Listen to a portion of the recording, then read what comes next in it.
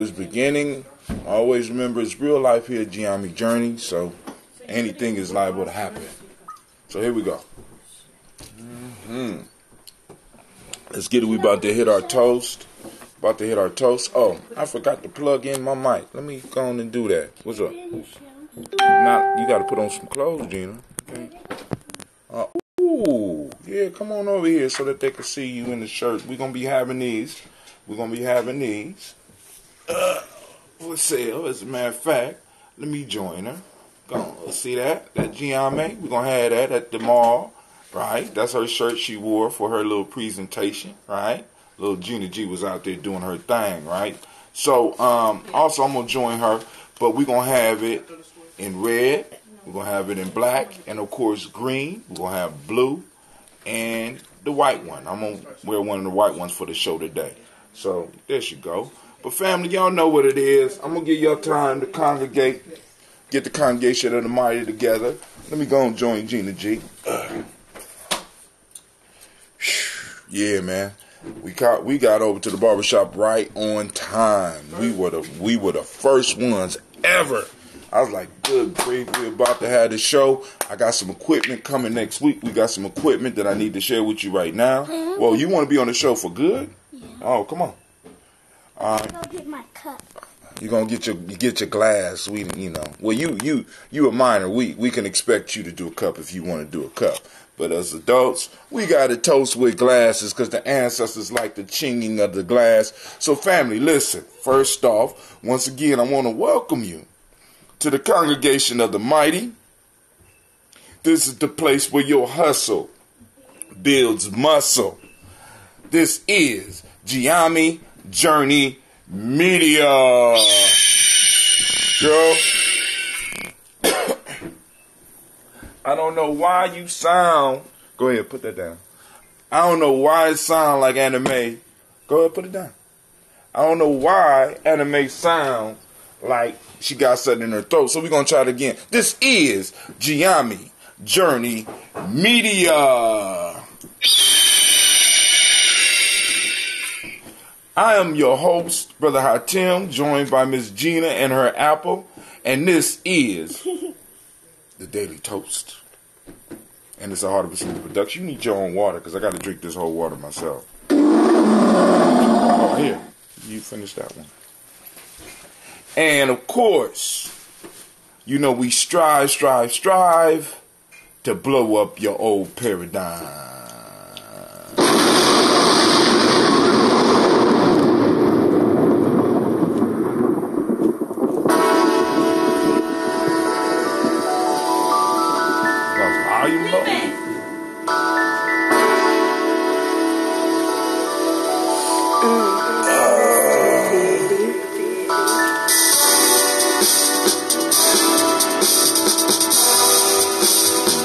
Drink your water.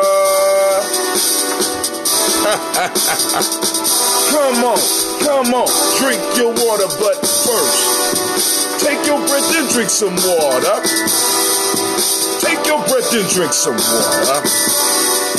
Take your breath and drink some water. Take your breath. Drink.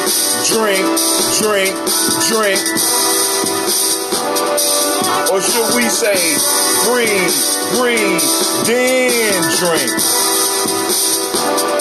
Now family, listen. Grab your glass up for that water. Get your bottle of that water. Twist the cap off that water, cover that. Lift it for your water. Drink.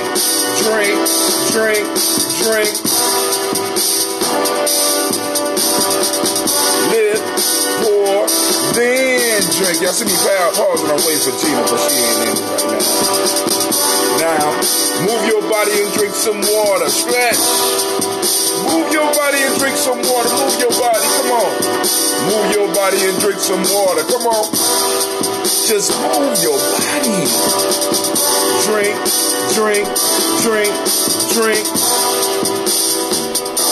Or should we say, move, then drink.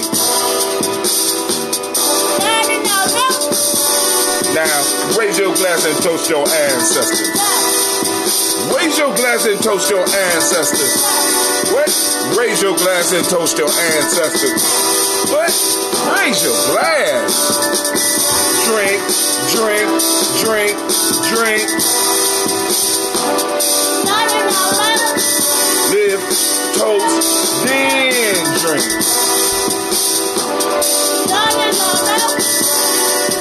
Take your breath and drink some water. Lift and pour yourself some water. Move your body, drink some water. Raise your glass and toast your ancestors. Lift, breathe, move, drink. Messed it up, so I gotta say it right. Hold on. Breathe, lift, move, toast. Look, take your breath. Lift and pour. Move your body. Toast your ancestors. Drink with me, fam. We got 1 minute, 13 seconds.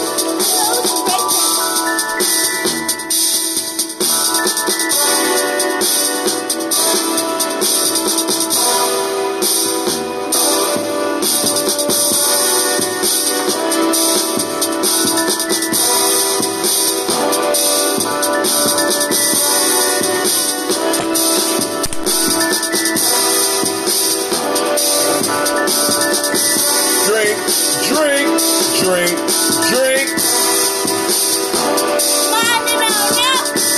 Drink, drink, drink, drink.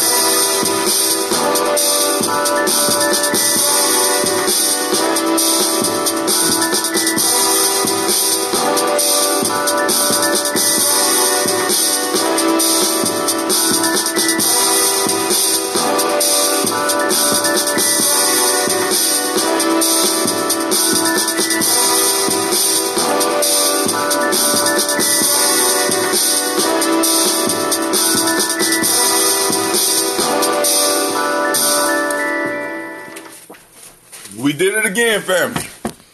Woo! We drank all the water. So, because we got some stuff to be conversating about, I'm going to open up the lines. Oh, my God. Man. Too much water. Too much water. Well, you can't never have too much water. Water is good for you. But I drank a lot of it fast. That was 50 ounces, family. We moved up to the 50 ounce. And we're able to get it down in 1 minute and 32 seconds, right? Actually, if I didn't have to pour, no, because I don't want to see the label, because there will be no free water advertisements. We're looking for water sponsors. That's what we're looking for, right? We got house payments and car payments to make. We trying to be black in America, right? So we got, it's expensive, right? But y'all see the shirts. The shirts will be on sale at the next market. We got blue, we got white, we're going to have black on black, we're going to have red on black, we're going to have green on black, we're going to have blue on black, and of course we're going to have white on black, right? Alright, family, so this is what we're about to do. We're about to do this toast real quick. Ooh, that's a good idea, Gina. That's a good idea. I think a pink on black would be good too. That would be good. I think we could do that. So I might need an order of 25. Royalty, if you out there listening, we need an order of 25. It'll be all the colors of your Daily Toast shirt. Well, nah, because Daily Toast is just white on all those different colors. We just gonna have the black shirt. Because right now we just experimenting. I'm trying to give y'all some experience on creating businesses and or at least creating streams of income. So we'll work on that. So pink, I'm going to text Royalty right after this, and we'll get right on top of that. All right. So I know some of y'all probably out already, but before I even get to the announcements or any of that other stuff, because I got some stuff I really want to cover, because I just got some news about Paul Manafort that pissed me off, and I have to discuss that, right? Of course, we're gonna hit on some reparation stuff, we're going to definitely hit on some health stuff because that's kind of how the show started. So we got to, we got to stay true to our roots because health is wealth. You know what I'm saying? And I want to be around to see some stuff, even though I'm doing a lot of crazy stuff. But hey, we're going to go and get us some ambrosia to toast with. This is that unfiltered ambrosia. See how it looks? Mine is unfiltered. It's dark, and then at the bottom you got the sediment because the bacteria and yeast are still in there kicking and moving. Scoby? No, that's not a SCOBY. It's not forming a SCOBY. That's what's left over with the bacteria and yeast in there eating up everything. So a SCOBY could form if I was to allow this one, put it in the proper environment. But I only got a little bit of this one left. This one is kind of filtered, right? And I only got a little bit of the red left. That's the red. Woo. I'm so glad my wife introduced me to that wache leaf because that wache leaf smooth this. Ooh, it's a taste to behold. It's not overwhelming or anything like that, but it has a lot of extra vitamins and minerals. And we're gonna talk about some herbs today. We're gonna talk about a new device that I'm trying to work with. It don't stop you from snoring, according to my family. My wife said it didn't stop me from snoring, but I still don't believe that I snore. I'm thinking I'm just surrounded by haters that want me to feel bad about my superpower. No, but because you were snoring still, but you were snoring with your mouth closed. Okay, cool. Well, then I want to make sure I'm sleeping with my mouth closed because we talked about that earlier, and we early in the show's history we went through the importance of breathing. Not through the mouth, but through the nose, right? So let's go and do this toast, Gina, so that we can go and get into our conversation, and I get ready to get out of here. We can start our day. So we're gonna pull. My dad's going out with my mom for his birthday. Oh, okay. Thank you for telling my enemies where to find me, Gina. I appreciate that. But I didn't tell you where you're going. Oh, all they gotta do is look on. I'll probably be Instagramming or something. All right, so me and Gina going to do this toast right now. So we're going to first off, we're going to raise our glass and toast the creator by whatever name you choose to call that creator. We lift up our glasses, and we say, Ashe.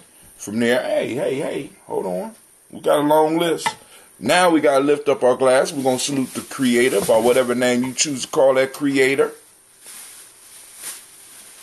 We're going to lift up our glass, and we're going to lift up our glass for our ancestors, and we're going to say the names. Y'all get ready. We got a long list of illustrious ancestors, and this is one of the reasons that I really got on board with the ADOS piece, because a lot of these people on here are our ancestors that never got reparations, and I feel that it is a worthy battle, and I like getting on the side of a worthy battle. I like getting on the side of the underdog and fighting for those. Oh my God. You know what? Facebook, I know what the problem is. I messed up horribly. Hold on, Facebook. This is what we're going to do. We're going to have to start over on Facebook. We're going to keep it live on Spreaker. So those of us watching me now, if you want to keep up with what's going on, I have to change something very quickly and start restreaming. Because I forgot to change the stream title. Update all. Yeah, I need to update all. Daily Toast. Mommy? Come here. Daily Toast. Dash. This one? Kuumba. This one? There's another one upstairs. 3. Put that down. This is why I want you to learn how to do the show, but I don't want you to be disrupting. 193. We're going to update all. Now, let's see what happens. I updated all. Let's see what happens. Did the show change? Because a lot of people still think we on Nia, so I'm going to have to, let me update the stream and see if it changed. I'm going to have to update the chat. Well, actually, the chat is going to have to be updated again anyway because I'm about to shut it off and go back. 6, 1, 4, 5, 5, 6. Not yet. We don't want people calling in yet because we're in the midst of the toast. So I'm going to shut it off. All right. So now we are streaming once again. Let me refresh the chat. Do we have to do recording? Oh, no. All right, for those that's just tuning in now, we just had to update everything because we had the wrong title for the show. And I was wondering what was going on because a lot of people was looking at it like, it's not Nia, Brother Hatim. What's wrong with you? It's not Nia. You got to get your dates right, sir. You have to we have to change the whole piece. So if those that need to catch the beginning, go back and go and check out the beginning. I'm sorry for the mix. This call is being recorded. Oh, somebody calling in early already in the midst of the toast. What's going on? Who this? Oh, okay. Just hung up on us. All right. Cool. Here we go. We're going to call out the ancestors. We lifting up our glass. Lift up that glass, little girl. I know you say no, but lift up that glass. Salute your ancestors. All right, boom. Here we go. Miles Brown, Ms. Ann, Robert the Texan, Davis, Herman Brown Sr., Rosalie Tilley, George and William Walter, Chris Fanny Gasson, Eileen, Uncle Chris, I'm Fiend, Cleveland, Jenny Brown, Margaret Ellis, Wash Ellis, Cecil Ellis, Alvaro Brown, Jenny Gaines, Herman Brown II, Barbara Twiggs, Wash Ellis Jr., Katie Ellis, Nikki Ellis, Jamal Jones, Jeremiah Tappan, John Fallar, Montague Pimenel, Normal X, Pet Mont Rob, Malika Fakour, Dr. Marianne Williams, Kojo Kamal, Elder Farmer, Elder Millie Dixon, Tony Clark, Pastor Yusuf Weston, Elder Ajani, Elder Ron Coleman, Elder Robert Donaldson, Alfred Brofro, Hector Jr., J. Edwards, Carlisle Harris, Grace Lundy, Inez Harris, William Bill Moss, Phyllis Rose, Sterling Lucy Wright, Dale Pulliam, the Luxter Brothers, Miss Edith Brooks Crawley, Miss Marie Nelson, Mr. Frederick Crawley Sr., Miss Jerry Brunson, Mr. Nigel Johnson, Miss Marie McDowell, Janice Foster, Charles Jordan, Kel Smith, Walter Smith, Richard Trigg, Francis Johnson, Mary Franklin, Jimmy Williams, Daniel Ford, George Gibson, Nana Loretta Clark, Inez McCrae, Fritz Clark, Frankie Justice, Katie Justice, Derek Rinderman, Virginia Rogers, Reverend James Smith, Lois Henderson, Calvin Spratling, Mary Elizabeth Walker, Rain Walker Sr., Sarah Jane Carter, Michael Ford Jr., Carolyn D. Russell, Susie B. Smith, Teresa Clay, Melvin Dale Hodge Jr., and I didn't send out the black signal, Herman Copeland, Mildred Copeland, Jenny Clay, Bert Beatty, Sarah Wells, Vita Farmer, Augusta Sue, Cheryl Harvey, Aunt Charmaine, Aunt Evelyn, Theolis Asbury, Harvey Asbury Sr., Leonard Dickinson, T.C. Islam, Terrell Dunbar, Will Thomas, Sarah Berry, Mark Walsh, Merle B. Thorne, Pearl G. Thorne, Ida Johnson, Florence M. Carter, Joanne Thorne, Patricia Lewis, Juanita Wright, Robert Wright, George Wright, Mary, Eliza Perju Davis, Mary Elizabeth Rogers, Mary Esther Peter Lewis, Mary Watson, supervisor, creator. I've been doing that as long as I can remember, and I'm a huge fan of the Hey man, hey, turn on the background. Man, Florence M. Carter, Joanne Thorne, we're here to talk about David Protocol, which is a science fiction series that is fully improvised. Mary Elizabeth Rogers, Florence M. Carter, Joanne Thorne, Patricia Lewis, Juanita Wright, Robert Wright, George Wright, Mary Eliza Frederick Davis, Mary Elizabeth Rogers, Mary Esther Keach Larice, Linda Watson Hammond, Jarrell Giles Watson, Sparrow, Slimmy Selva Lewis, Andrew Holmes, Pearl Moore, Percy Moore Jr., Mildred Owens, Booker T. Bowden, Charlie Hunt, Sammy Stover, Hilda Pearson, Sturgeon Thornton, Richard Thornton, Lavinia Hall, Freeman Bankster, Mary Moss, Ophelia Peacock, Willie Thornton, Napoleon Kennedy, Mark Ramsey, Paul Ramsey, Matt Ramsey, David Ramsey, Charles E. Thornton, Frankie Quells, Urania Thornton, Bernice Quells, Ernestine Jackson, Frankie Johnson, Teresa Mormon, Leon Johnson, Charles Bell, Vivian Ramsey, S.C. Johnson, Dorita Johnson, Leon Johnson, James W. West Sr., James Parham, Dana Jones, Henry World, James Farmer, Mary Chavez, Leon Grace, Bessie Johnson, Hadley Vester, Mary Moreland, Paul Moreland, Elder Caleb Rosemary Martineer, Elder Amatep Wellman, Fred Douglas,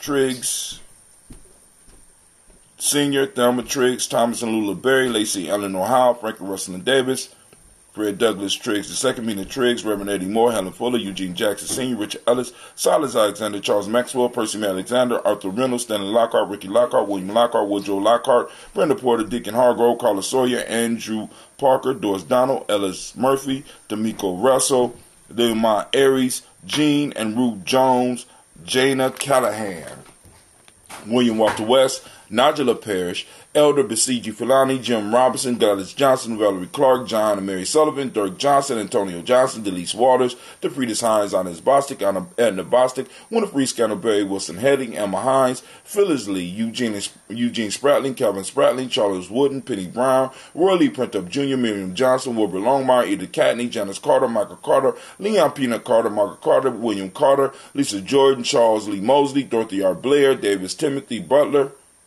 Oh, my fault. Joe Davis, Timothy Butler, Eugene Holmes, Dana Jones, Peter Charles, Christy Nichols, Cardinal Robinson, Rosemary Charles, Ada Pearl, Bob Ingalls, Jack Wallace, Warren M. Finch, Warren P. Finch, Tim Ingalls, Audrey Finch, William Billingsley Jr., Jennifer Sensabaugh, Hazel Gatson, Jerry Brantley, Brian Watson Jr., Kaniko Parsons, Jason Cathy, Bradford, Thomas Bradley, also known as Akabuki, also known as Gypsy.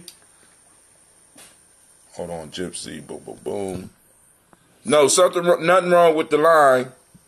I don't know what's going on. All right, I'll look at it. Reverend Roosevelt Word the First, Stacey Trice, Frank Smith, Mother Bertha, Michael Leonard, David Brown, Ruth Carter, June Cox, Ruth Cox, Paula Cox, Ronald Urban, Judah Herbert, Irene Johnson, Francis Booth Jefferson, Dan Wilkinson Sr., Emma McClendon, Jerry Doyle, Amina Robinson, Mary Nichols, Patricia Williams, Shabaka Teray, Greg G2 Gibson, Donna Hill, Richard Gleavis, Lee Irby, Tommy Irby, Boy Irby, Jim Gaucher, George and Hallie Johnson, Archie and Margaret Armstead, Diane Scott, Erica Armstrong, Claire Fox, Gene Evans, Archie Beck, Anna McGill, Charles McDaniel, Christine Cottrell, Aunt Becca, Alice Arnold, Arthur Arnold, Hattie Reed, Charles Reed, Eula and Andrew Baker, Patricia and Edwin Brooks, Gwendolyn and Bob Hatch, Kimball Vernon, Bradley Kim, Janie Harriet Tubman Kate, Spencer Sturgis, Sally Mae Baker, Ethel Baker, Creola Baker, Geneva Baker, Aaron Nino Baby Hatch, Hat Senior Mally Miller, Housie Hatch, Dad Cleveland, Mother Gibson, Alex Nixon, John Bowie, Lester and Rachel Saunders, Dorita Ross, Viola Ross, Robert Nelson, Francis Stevenson, Leroy Stokes, Neely Johnson, Fletcher Swan, Maddie and Charlie Scott, Ida Casey, Thomas Coper, Vivian Stevenson, Nuana Ann Lewis, Cornetta Lyman Lewis, John Jackson, William Dallas Lewis, Mary Francis, Chappelle Jackson, Michael Slade, Joanne Perkins, Richard Jackson, Martha Ford, Dawson, Big Mama, Nanny Harris, Eva Ford, James Hairston, Margaret Towns, Mary Williams, Leroy Q. Heap Sr., Albert Moore, Miss Vanilla, Alvis Motley, Geraldine Elizabeth, Douglas Thompson, Earlington Houston, Lud Alls, Elijah Alls, Jerome Alls, Henry West Staten, Joe Jamel Alls, and Pierce, Donald Carter, Lily Green, Nathan Green, Beth Vaughn, John Dewey, Ruth Beard, Tim Butler, Rainey Laura Newton, J.B. Foggy, Thomas Newton Sr., Barbara Naeem, Jeanette Sanders, Jerry C. Sanders, Roy Pruitt, H.J. Brantley Sr., Henry Wilson, Rufus Jenkins, Minnie Wilson, Catherine Sanders, Muriel Ellis, Elizabeth Sanders, Henrietta Irby, Mildred Armstead, Margaret Armstead, Catherine Anthony, Ruth Brown, Charles Walker Sr., Charlie Walker, Cecil Russell, Diane Urban, Haroon Phillips, William Ford, Margaret Logan, Phyllis Barnett, Lee Urban Sr., Michael Urban, Ozella Watson, Hugo Watson, John Caldwell Sr., Robbie Lee Caldwell,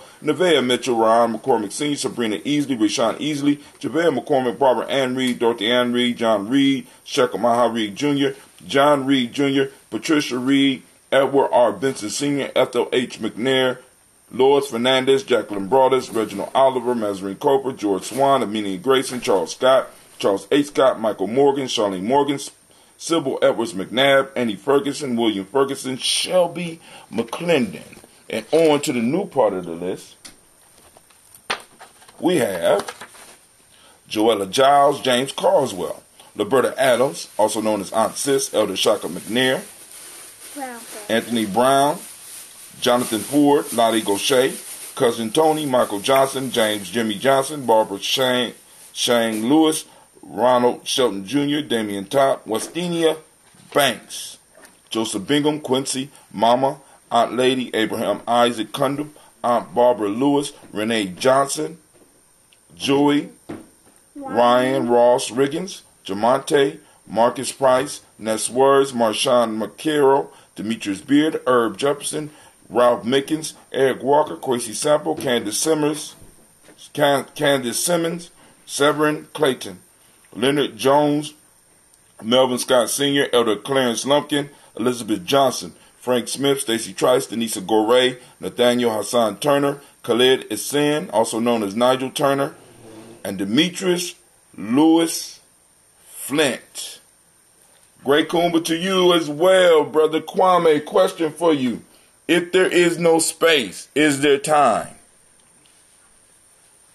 That's for the Black Yoda out there. So we lift up our glass, we salute all those ancestors, and we say, what, Gina G? Ashe. From there, family, we move to the present moment, and you know the present moment is a very powerful moment that you need to be paying attention to. And damn, Rod, come on!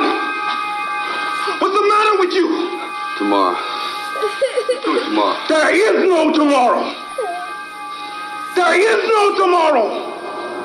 There is no tomorrow. yeah, that's what I said. get all intense on us, right? There is no tomorrow. So we lift up our glass salute in this moment. And in this moment, family, we are on Kuumba. And what is Kuumba? Kuumba, for those that don't speak the language, creativity. So we asking everybody in our family to focus in using your reticular formation, right? So that you can go and identify, purposely seek out creativity in our community. Look for it, right? I'm just saying, right? We got to learn to find our principles active in our community, right? Active, because they are there. Right, so we're gonna look at order, which is the demonic principle today. The color is orange, but we got on our daily toast. We got on our Giami shirts, Giami family in the house, right? Cause and effect, That is the Hermetic law today. We have male name for the day is Kwame. It's your day, Kwame. It's your day. It's your day, Kwame. It's your day. It's your day, Kwame. It's your day, Kwame. It's your day, Kwame. It's your day. And to all the Amas, we got Amas in the house. To all the Amas, I'm a chameleon. Today's your day. Today's your day. I'm a. Today's your day. Yay.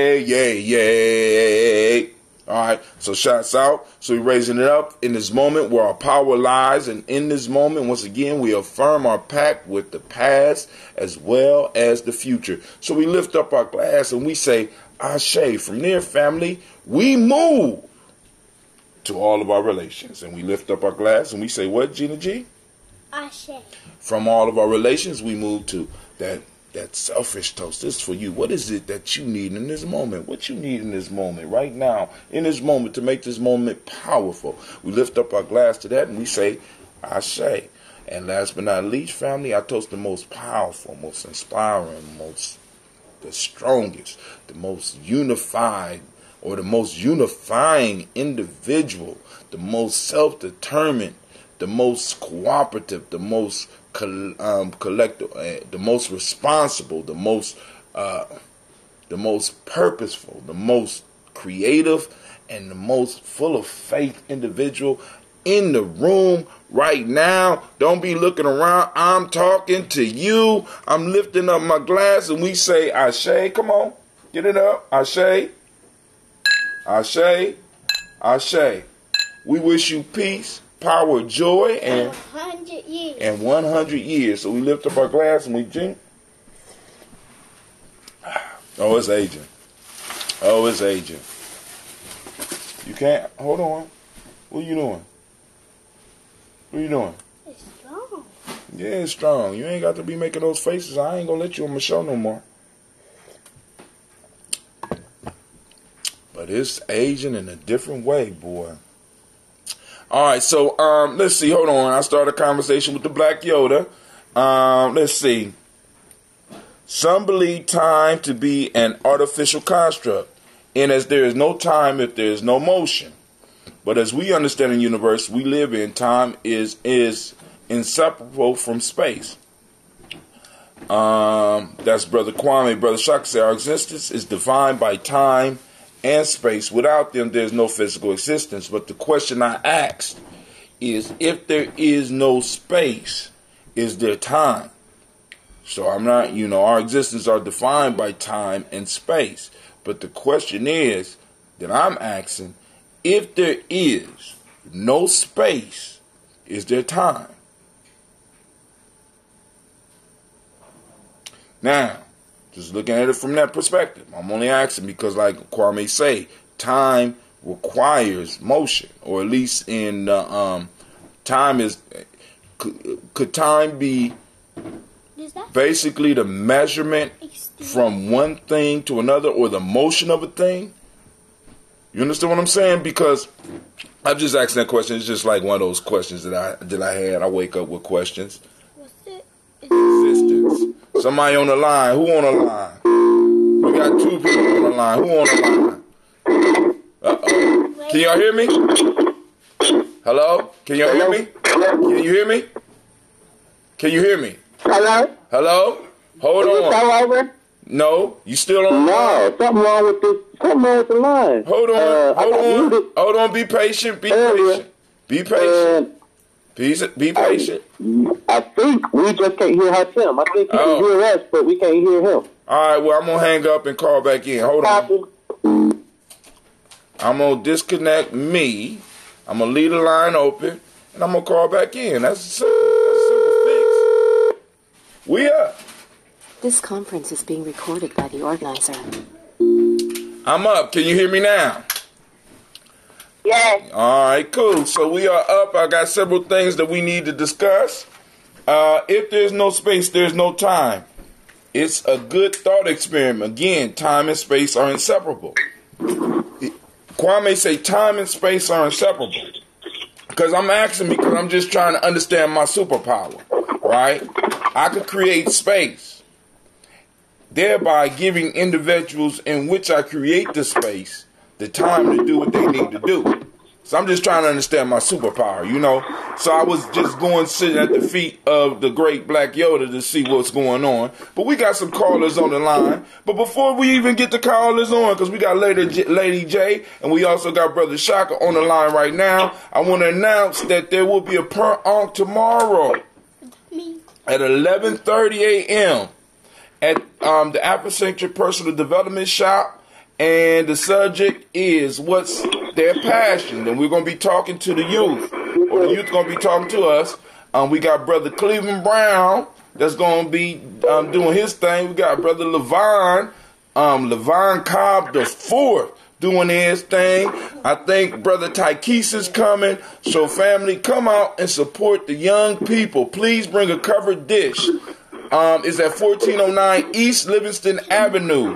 Huh? I don't know. That's up to your mama, Gina G. Why you she? We already had discussion. Also, I want to announce that we have the G&J Community Mall going down on March 30th from 12 to 6 p.m. We're still looking for vendors. If you pay early, it's only $20 for the regular vendors. For food vendors, it's $30. Listen, that you can't beat that. We're doing this once a month so that we can build up the heartbeat. The heart of the community. You know what makes the heart beat? You.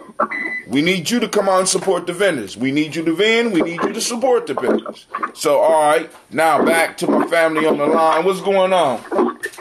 Hey. How you doing? This is Shaka here. Mm-hmm.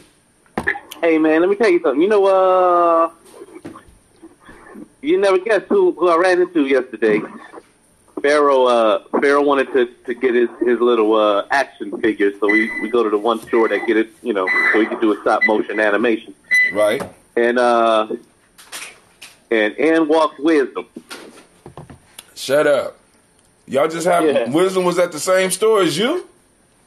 Yeah. What was he looking for? Or he just saw you? Video game. Okay. All right. Hey. It's a small world. It's a small world. Yeah. Who's Wisdom? Right. Who's Wisdom? Oh. Hey. Hey. No, we just ran into. You're talking about figurines. Me and my daughter just ran into a real life superhero walking out the street. Who? Oh my goodness. Who you running to? Catwoman. Catwoman. All right. So now. Yeah. So just to get the show popping off, I told everybody I would share my experiment because one of the pieces is that we talk about proper breathing. One of the first parts of the song is, of course, you know, we can't pour libations if we're not healthy. We got to be healthy so that we can serve our ancestors, to make sure that their memories stay alive, because health for African is being forgotten. But we also have to be healthy in the present moment so that we can go on and establish the foundation upon which our children stand. So one of the experiments I'm doing to increase my health is I snore when I sleep, but I'm finding out that how I snore is different. So what I got right now is a chin strap that I fasten around my neck to make sure that my head, to make sure that my mouth stays shut while I'm asleep. Because will you be wearing those to those meetings you be sleeping in at the school? Hell no. I'm just looking forward to seeing that picture. Because sometimes you fall asleep and your mouth falls open and you be snoring, and it'll be a whole meeting.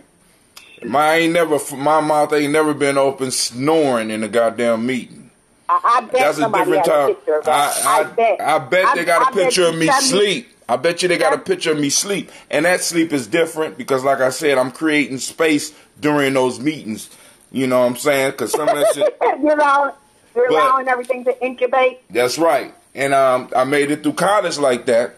I got a scholarship from high school like that. So, but this is called Transcended, and it's basically a strap that helps keep your mouth closed right now. Because there's different type of snoring. So they're snoring like this. And you can hear it straight through the throat. Then you got snoring like this. Where's the nose? So now what I got to do is find something to adjust my breathing with my nose so that I can make sure that I'm getting, because somehow there's some type of obstruction up in here. Family, the whole breathing piece is very important. A lot of people do not understand that a lot of these diseases, if we just take care of the first two pieces in our song, take your breath and drink your water, we can alleviate a lot of issues. Right? I just wanted to make sure. So I'm going to let y'all know we're going to be doing this experiment for about 30 days. I also got the mouth tape coming too, but I don't think I'm going to use that. I'll find something else to use that for. How come you don't use the strips that go across your nose and open up the pathways, your sinuses? I'm thinking about getting some of those as well. Because I have something to add to that. Go ahead. I have a friend who I've been trying to encourage to make a video and post it. I feel like he could sell it. So he does these sit-ups, right? Mm-hmm. So it's 20 sit-ups a day. And I've watched his daughter shrink. In the matter of about a year, I've watched her shrink. And I said to him, I can't believe that it's a sit-up, but actually it's a breathing, the way that he does the breathing that is causing, that helps with the weight loss. So I just wanted to add that I could feel, what you just said resonates with me, and I agree. What makes sense to me about what you just said is that as a singer, I'm very conscious of my pathways. And a lot of times when I get more active, doing calisthenics or whatnot, if I crack my back in a certain way, it affects my pathway. And so when and even in your throat, when you feel like that scratchiness in the back of your throat, sometimes that's because of the way that your esophagus is aligned with your whole alignment. And so that's why a lot of times y'all will see me cracking my neck in a certain way, because it actually it actually affects the way that I project my voice. Once again, back to the breath. You know what I'm saying? So of course we're gonna do we're gonna do another show on the importance of the breath, because we always got to talk about that health piece, because that's part of our whole struggle too in our community. But another article I found was from MBG, and I don't know what that stands for. Herbs, 5 science-backed herbs that really do their job. Here we go. This is an article by William Cole, DC, IFMCP, functional medicine practitioner. We live in an amazing time, don't we? There's boundless information about anything we want to learn about right at our fingertips. All right, let's skip that. All right, but that is not always the case. All right, but let's go. Let's just go into the herbs. So the first one he talks about is ginger. This popular herb has been used for centuries for its powerful antioxidant and anti-inflammatory properties. Most of the ginger health benefits are believed to come specifically from the bioactive compound gingerol. While ginger can help with a variety of ailments, the majority of studies surrounding ginger focus on the ability to calm. Who is singing in the background? Your daughter-in-law. What's up? What's up, baby? You gonna make all the noise you want. Cause that was the best candy bar I ever bought. You know what I'm saying? I mean, good God Almighty. So hey, dowries work to your advantage when you a hustler. I'm just saying. Alright. So, while ginger can help with a variety of ailments, the majority of studies surrounding ginger focus on its ability to calm digestive distress and soothe nausea. When it comes to nausea, studies have actually shown that ginger is just as effective as the anti-nausea medication, Dramamine, with fewer, if any, side effects. For those with gut problems, ginger has a calmative and antiemetic abilities that help break down gas and support the proper function of the digestive system, including bowel movements, since it's also anti-inflammatory. It can work to calm the irritated gut. Here we go. Rhodiola. A lot of y'all might not heard of rhodiola, but this is called North American ginseng. This is how it was introduced to me by Brother Jay over at when they used to have the herb store over there on Hudson and High. Sunflower. Rhodiola. Anyone who knows me knows I am obsessed with aptogenes, the kingdom of plants and herbal medicines that can help restore balance to almost every area of the body. The rhodiola is no exception, often referred to as the stress calmer. Rhodiola rosea is a flowering plant whose roots is used to help reduce stress, alleviate anxiety, and enhance sleep qualities. For my patients dealing with adrenal fatigue, this is a great choice as it works to support your sympathetic nervous system, the stress control center of your body, by regulating cortisol levels because of its assistance in overcoming fatigue. It is often used specifically as an energy booster. In fact, it's been shown to help enhance endurance in athletes. The next one is lemon balm. For being easy to find and having such a light, refreshing flavor, lemon balm packs an extremely intense punch against viruses, also known as Melissa officinalis. This lemon-scented member of mint family is the next level antiviral. It has been shown to be particularly effective at fighting the herpes simplex virus, HSV1, the same group of viruses that cause cold, sores, mono, chickenpox, shingles, and chronic fatigue. Lemon balm. Now, one of my favorites and one of my go-tos, dandelion. With the constant onslaught of toxins in our everyday lives, it is important to make regular detoxification a priority and finding ways to make our lives a cleanse. Since the rise of autoimmune conditions can be correlated to the rise in modern-day toxin use, it's more important than ever to incorporate regular detoxing protocols into your everyday. To many of us, dandelions are just annoying weeds that sprout up in our yards every year. But for those looking to enhance their health, dandelions are one of the best tools we have for supporting our detoxification pathways. For starters, they're packed with B vitamins, which act as fuel for methylation, your body's biochemical superhighway that controls your ability to detox. Additionally, dandelions support your liver, your body's main detox organ due to polysaccharides content. Last is astragalus. It seems like we could all use a little immune boost, especially during cold and flu season, and no one does it better than astragalus. This root, adaptogen, is both an antibacterial and antiviral and has the ability to boost immune regulating T cells. It also works to restore balance to the Th1 and Th2 pro-inflammatory cytokines, which need to be balanced for your immune system to function. So those are the five. I'll go back through the five once again.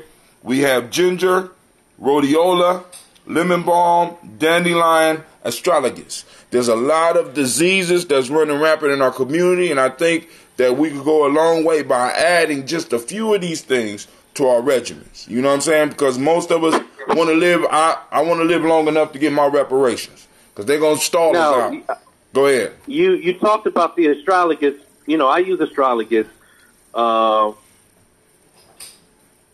Did you say anything about diabetes with that one? Because that one is no, it was a short article. Didn't say nothing about. Okay. But I'm quite sure. I mean, family, listen. Don't stop here. Take some time and do your own research. Did you get to pay for the Kwame drink? Yes, I did. Now, so on to an article that pissed me off today. Manafort sentence fires up debate on sentence inequities. Now, the reason that well, I'm gonna read it first, and then I'm gonna get into it because I am about to go on a mad rant. Why is it going to YouTube? I want to go to the article. I don't want to see no video. Manafort was sentenced in Virginia on the case where he was convicted by a jury. I gotta find another one. I'm sorry. It took me straight to YouTube. The sentence was for 47 months, which is approximately 4 years. All right, Mr. Manafort. So he'll get credit for that time. Mr. Manafort finally got to speak for himself. He made clear he accepts responsibility for his conduct. All right. Sentencing guidelines, which are determined based on criminal history. So it took me to. So I'm gonna look up Manafort's case. Hold on. For federal cases, And it won't stop. I can't help it. It won't stop. I'm sorry. Manafort. Because what I want to read is his sentence. And the issue that bothers me the most about this man only getting 4 years, all the stuff that he did, the money, basically the money laundering or shifting around money, lying and all this shit, he only got 4 years. He only got 4 years. And that bothers me because we all, well, I ain't gonna say we all, I can speak for myself. I have somebody who had done crimes that have not affected as many people as Manafort, I got a brother right now sitting away for 8 years for a less severe crime. He didn't cheat the nation, he didn't boom, boom, boom. There's still doubts about whether or not he didn't do anything. Let me say that first. First off, now, if anything, there was mistakes, maybe some bad bookkeeping and all this, whatever the case, 8 years.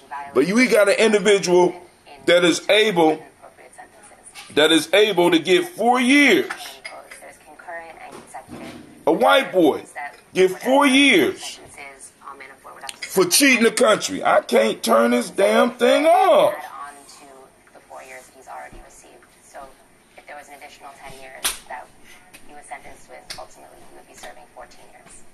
All right, cool. I got it all. All right. So, family, the point is there's a disparity in sentences, and we know this, right? Everybody know this.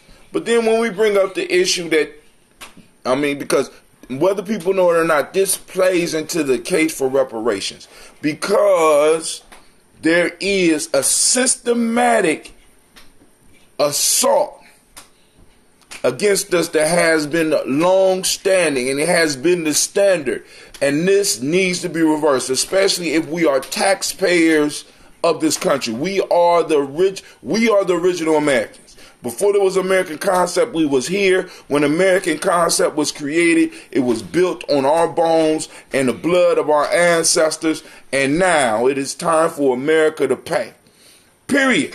Now, we got all these brothers behind bars for shit that they are now making illegal. We got individuals that's got life terms for weed. I don't know if y'all really understand. Life term for weed, and now they legalize weed and turn around, and guess what? Black folks can't really get into it. Why? Because we don't have the capital from the past to invest into the now so that we could build up wealth for the future. We're constantly playing catch up, and that shit has to stop. And we cannot allow them to go with this. We're going to level the playing field for everyone. That's some bullshit. Let's just look at some numbers. I told y'all the other day, I did the numbers for the billionaires, right? I looked at the billionaires. If I'm correct, we had what, 1.5%? Was it 2.5% of the billionaires? Black billionaires? Because I found 4 in the possible. Possibly 3 and 2 possibles. Millionaires. We make up 6 to 8% of the millionaires, which means that out of the 11 million millionaires, there's about 880,000 black millionaires. Now, but then you turn around and you look at the total wealth that we hold. I ain't talking about income. Because now we passed this phase. So if you calling in talking about income, we got a whole nother issue there. But if we look at the total amount of wealth that's held by black folks in America, we are about at 2.6%. If that much. Can I talk about this for a second, Hakeem? Go ahead. And again, I got to give a disclaimer that you're not going to like what I say. You damn right. I'm already prepared. Matter of fact, I'm going to pee while you're talking so I can miss it. Go ahead. I'm listening. I'm just joking. Okay. But I am going to pee. Yeah. Okay. So this is a thing that we have to be mindful of. Immediately and prior to the end of slavery, you had black people moving and setting up centers, and we know this, for our progression. We were putting things into place. Something that happened that was, you had these new ideas of slavery. So one thing you had was the penal system. That was set up as a new form of slavery. But also in the 20s specifically, there was a campaign that would keep us in debt. And when I read the historical text, when I read the primary documents, the autobiographies from this period, it is obvious. Not only that, I watched one of the first black films. It was a silent film. And I'm always sad that I can't remember the exact name, but it's on YouTube under African American cinema or whatever. And it's like the one-way ticket to hell. That's how I always remember, but I know I'm not saying it exact. And so,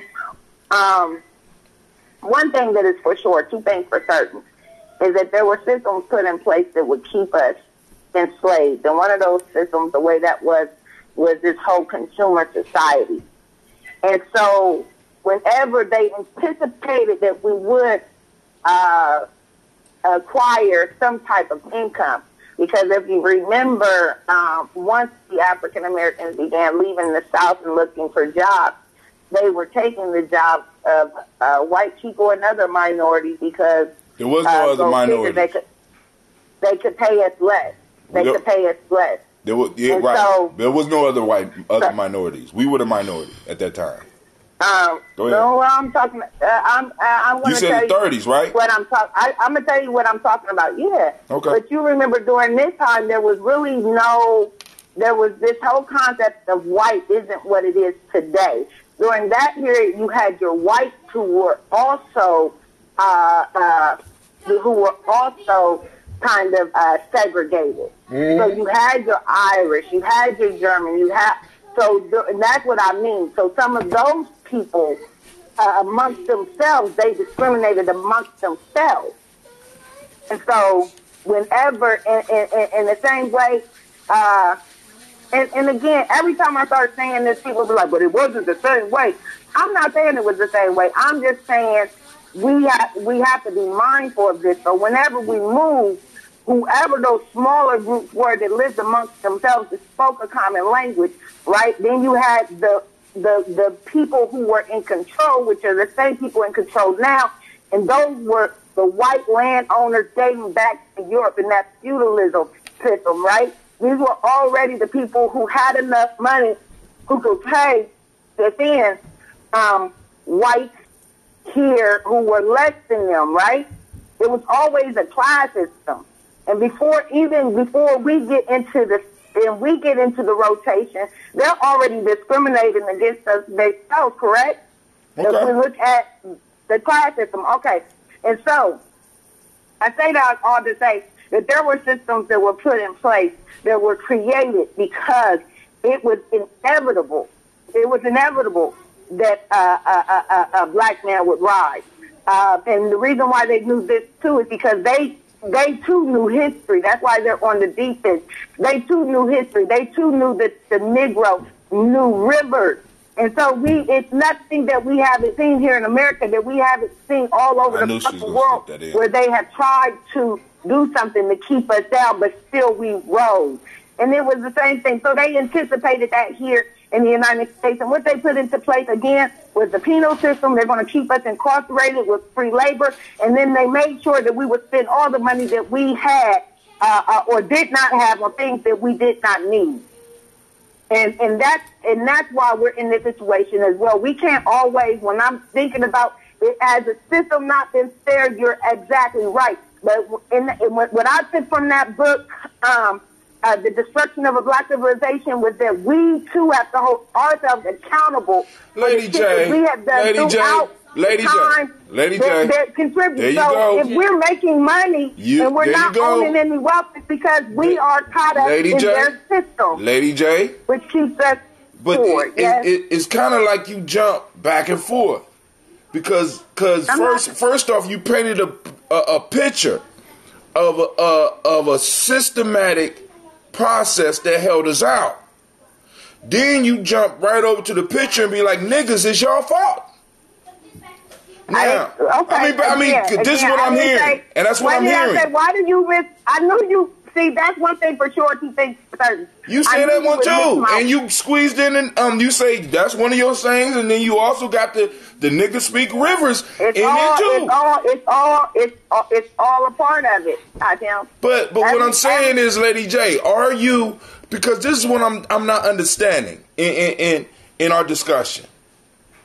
Are you saying that because we're messed up in certain aspects, we shouldn't fight for reparations? Too much TV. I'm saying that we watch too much TV. Lady J, all of us are not watching TV, baby. Keep ourselves down. Lady J, as well. All of us are not watching TV. Hey, let me chime in a little bit because I think I can add a little perspective of what's being said and what's actually being done. Here in Cleveland, of course, we are knee deep in this whole regentrification, and as we discovered last year with my incident, it's cutthroat, it's doggy dog, and it's people moving together real gangsterly out there. All right. I was out yesterday and, making my deliveries or whatnot. And every town that I went to, I started to realize, here's Cleveland Heights. You bought me some water. You know what I mean? Why do they call it Cleveland Heights? I'm just talking to my son because you got to go up. It's the highest position in Cleveland, right? And so, it's almost that thing where when you're in Cleveland Heights, you can look down at the rest of Cleveland. All right? Just turn it on. On some Pride Rock. This is Pride Rock of Cleveland, right? And if we were Mufasa and Simba sitting up at the top, can I jump in real quick? This was in Cleveland is one of those places, correct, where black people moved to and immigrated to. Cleveland is a major center in this whole piece of the Harlem Renaissance and all of that other great things, right? And you're talking about the northern migration? Yes. Yes. Cleveland, Detroit, yes. Yes, okay. I'm just wanting to throw that in. Because that further supports my case. I don't even know what case you got, Lady J. That's the problem. I don't understand the case that you're bringing up. Are you saying we don't deserve reparations? Go ahead, Doctor. Come on now. So check this out. Give me some clarity. So as you slide down Pride Rock, you can't do so unless you go through Little Italy. All right, Little Italy. You know, if you want to Google the history, and there's a lot. There used to be a hell of a lot of tension there, especially for black folks. You didn't want to drive your car through Little Italy. All right, but if you went through Little Italy, remember that part? Remember that part where Mufasa was like, that shadowy area right there, you must never go there. That's East Cleveland. And right now, through this whole gentrification, East Cleveland is the least desirable part of Cleveland that nobody wants to go. So black folk here in Cleveland decided, you know what? Let's own it. Let's, you know, for those of us who thinking like we thinking, let's own it. So you got people like Joe Little from the Rude Boys put his money together and opened up a coffee shop right down there. You got the I think it's called the Chandler Building, which is, the building itself is long as is a property that y'all got the school on 3500. All right, and it's four stories high, and so this whole East Cleveland thing is going on, but it's still raggedy as shit. The rest of black folk in Cleveland who is not chipping in, they trying to stay as far away from East Cleveland as possible. And this whole okay, I got a question. Go ahead. Go ahead. I watched. I don't know where we are. Go ahead. Yeah, I don't know either, but I do want to say that I remember years ago. I remember first coming to an understanding what gentrification is. And I think that everything cycles around. You know what I'm saying? Everything cycles around. So I think one part of it is just knowing patterns. And I think that with that, I think that we should act accordingly. Columbus too is going through gentrification. But I remember traveling before the recession to Detroit, and I always knew it was called the Motor City, right? But this was years ago, I think, when I was in college. Anyway, but the club was an old thing. They were putting clubs on their car, and they were telling me that, you know, why do you think they call it the Motor City? Also, one thing that was happening was that I liked it because I thought, you know, the police is never around. I really like it here. All these black people living amongst each other. Well, then one day they told me, they said, well, the only thing about that is what happens with crime. All that to say, the malls had closed down. Everything that's happened in Columbus happened there way before it happened here.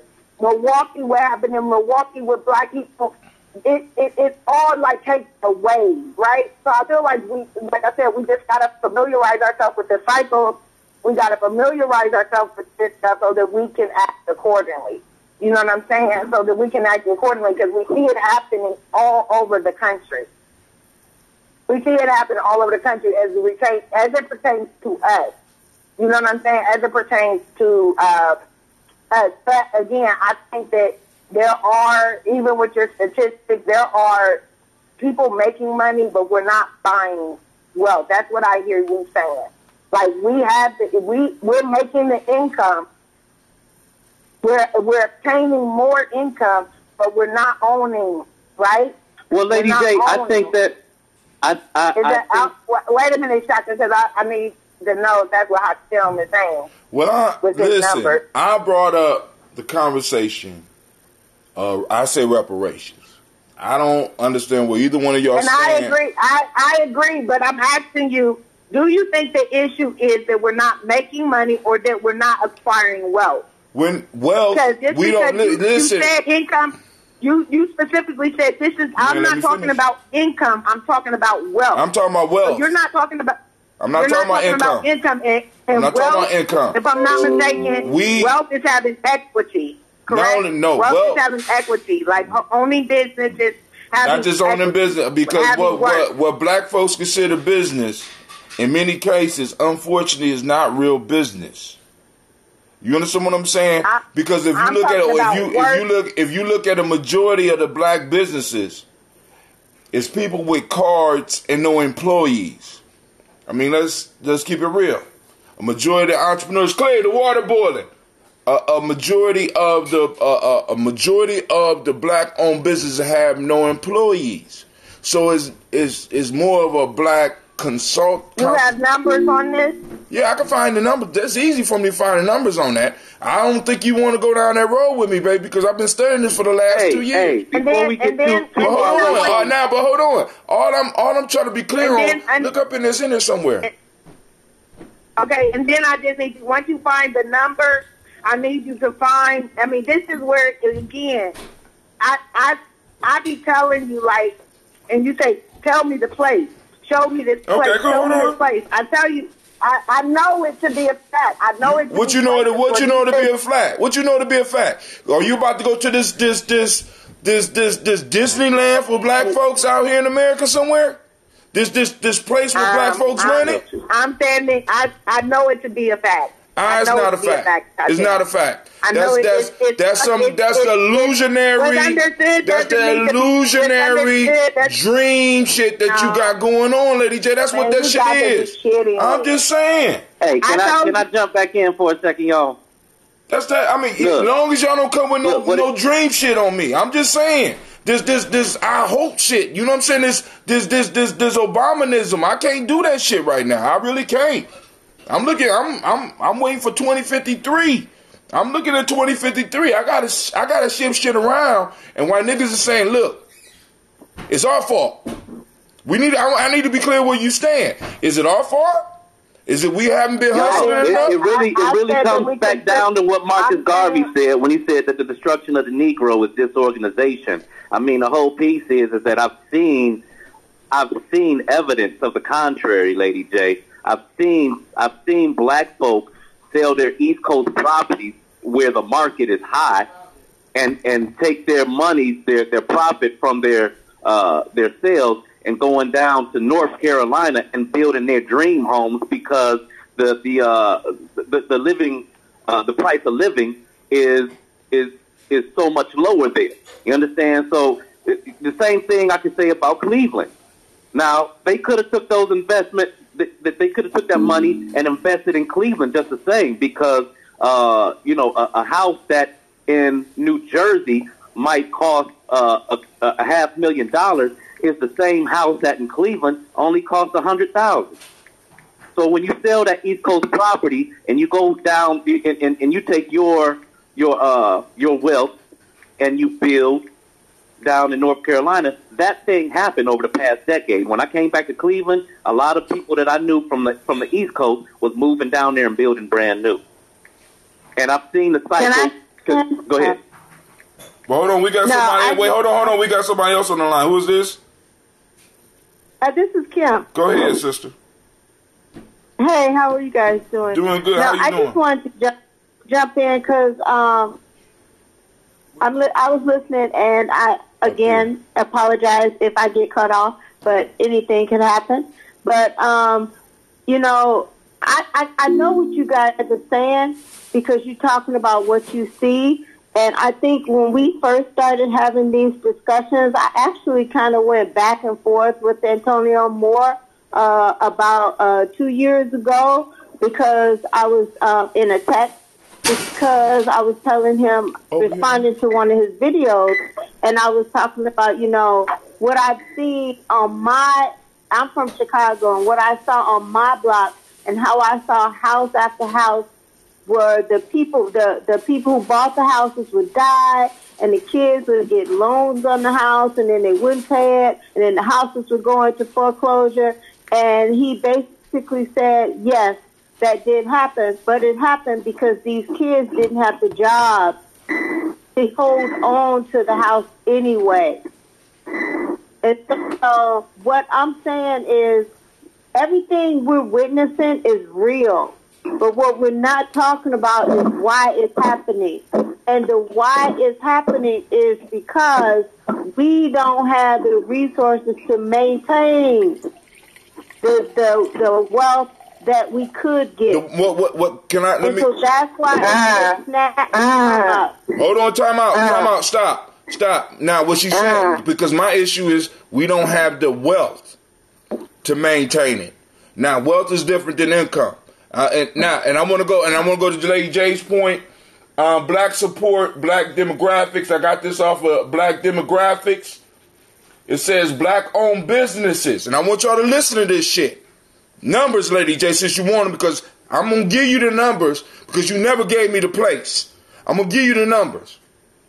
Black-owned businesses in the United States increased by 34.5%. That was beautiful. Between 2007 and 2012, totaling 2.6 million black firms.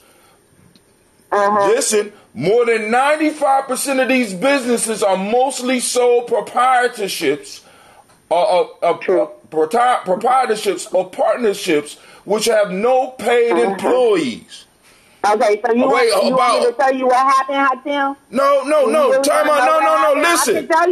No. You don't know. No. Listen to me. See, listen. There you go with that bullying shit. You're not gonna do that shit. Listen to me. Come on now. You're not gonna do that shit to me, right? Because I gave you what you wanted.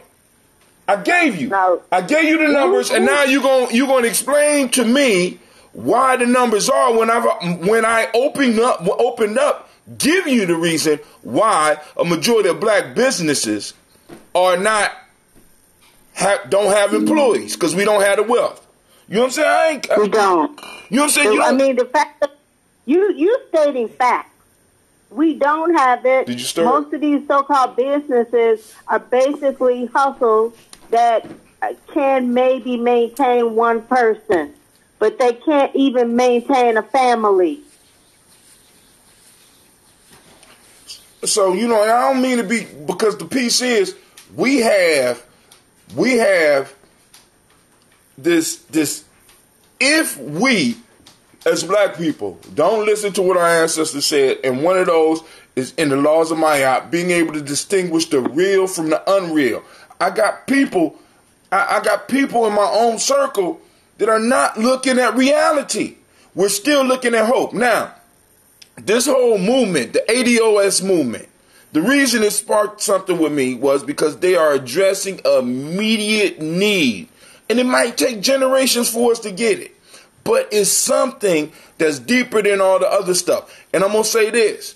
Another reason, and in my research, do you know that the reparations movement had a head of steam and was moving and could have been at a whole nother level than where we are right now?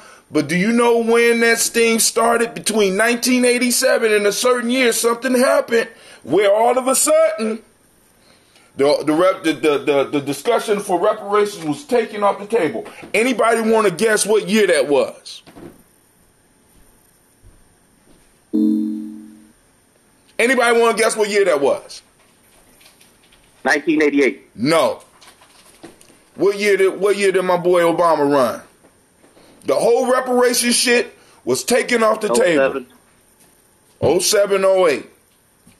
Just totally derailed. We done gave y'all a black president. Now everything should be okay. We all equal now. We're in a post-racialist society. What are you still talking about? There is individuals achieving. When we look at the numbers, and the numbers are looking bleak for us, and we still can't see the reality, that shit is a shame.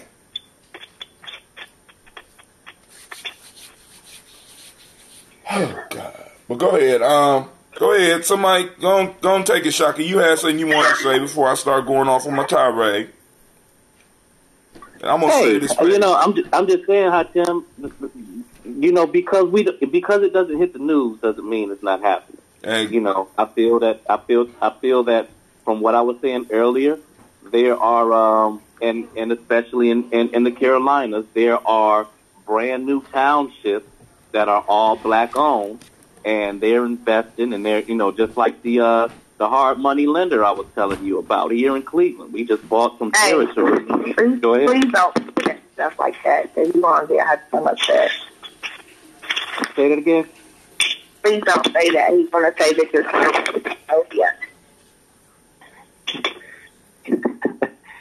I mean, it's true. It's true. But Shaka, I'm listening. Shaka, give me numbers, man. Give me data. right? Because let me tell you what the data say for your son, because me and you are going to be in our late 80s. What the data is showing is that by 2053, if we continue on this path of illusionary wealth and illusionary money for us out there, our children's wealth will be at zero. Is it illusion? You're saying illusionary. Y'all, listen. You are not following the laws of Mayat. You are not following the laws of Mayat. You have not learned to distinguish the real from the unreal. And you could go out and you can see it all around us. This is what I want to say out there. Check this out. Real quick, can I say something? It's always real quick, but it never is. But go ahead. Real quick. Okay, so one thing I want to say is that, you know, my great-grandmother, Riola Ross, she used to say all the time, and it used to piss me off, I give it to God, I give it to God, I give it to God, right? And there was this idea that all things that she could control, she would, and those things that she could not, she would relinquish into the universe, right?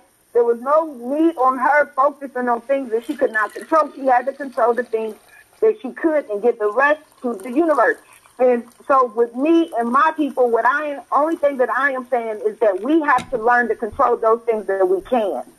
And one thing that we can, and I believe it because I'm speaking for myself, I'm speaking for my friends, is that I doubled my income, my yearly income in no time, right? It's time for me to buy property. It's time for me to do something where I acquire wealth that I can pass down to my children. It's only right. We have a whole area here, the Linden community. I keep telling people, like, what is right is even if we didn't move there right now, we would acquire a block or two.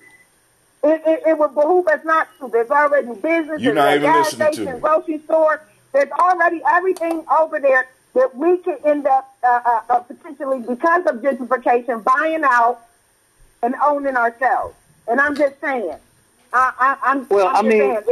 We have to control those things that we can. You don't listen. And part of it is how we spend our money. We are socializing spend money we don't have on things that we don't need. They socialize us. Through TV, we have our It's not even about the things that we don't need.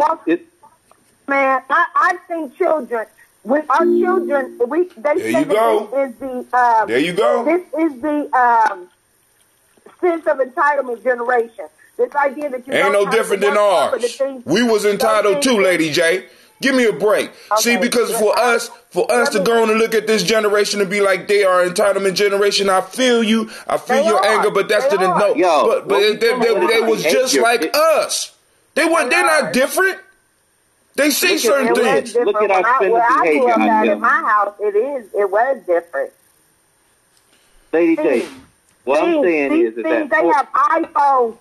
Lady J, what you saying? What you trying to say, Lady J? They have $1,000 iPhones, $300 tennis shoes, $400 jeans, and their parents is fucking their ass to get these things.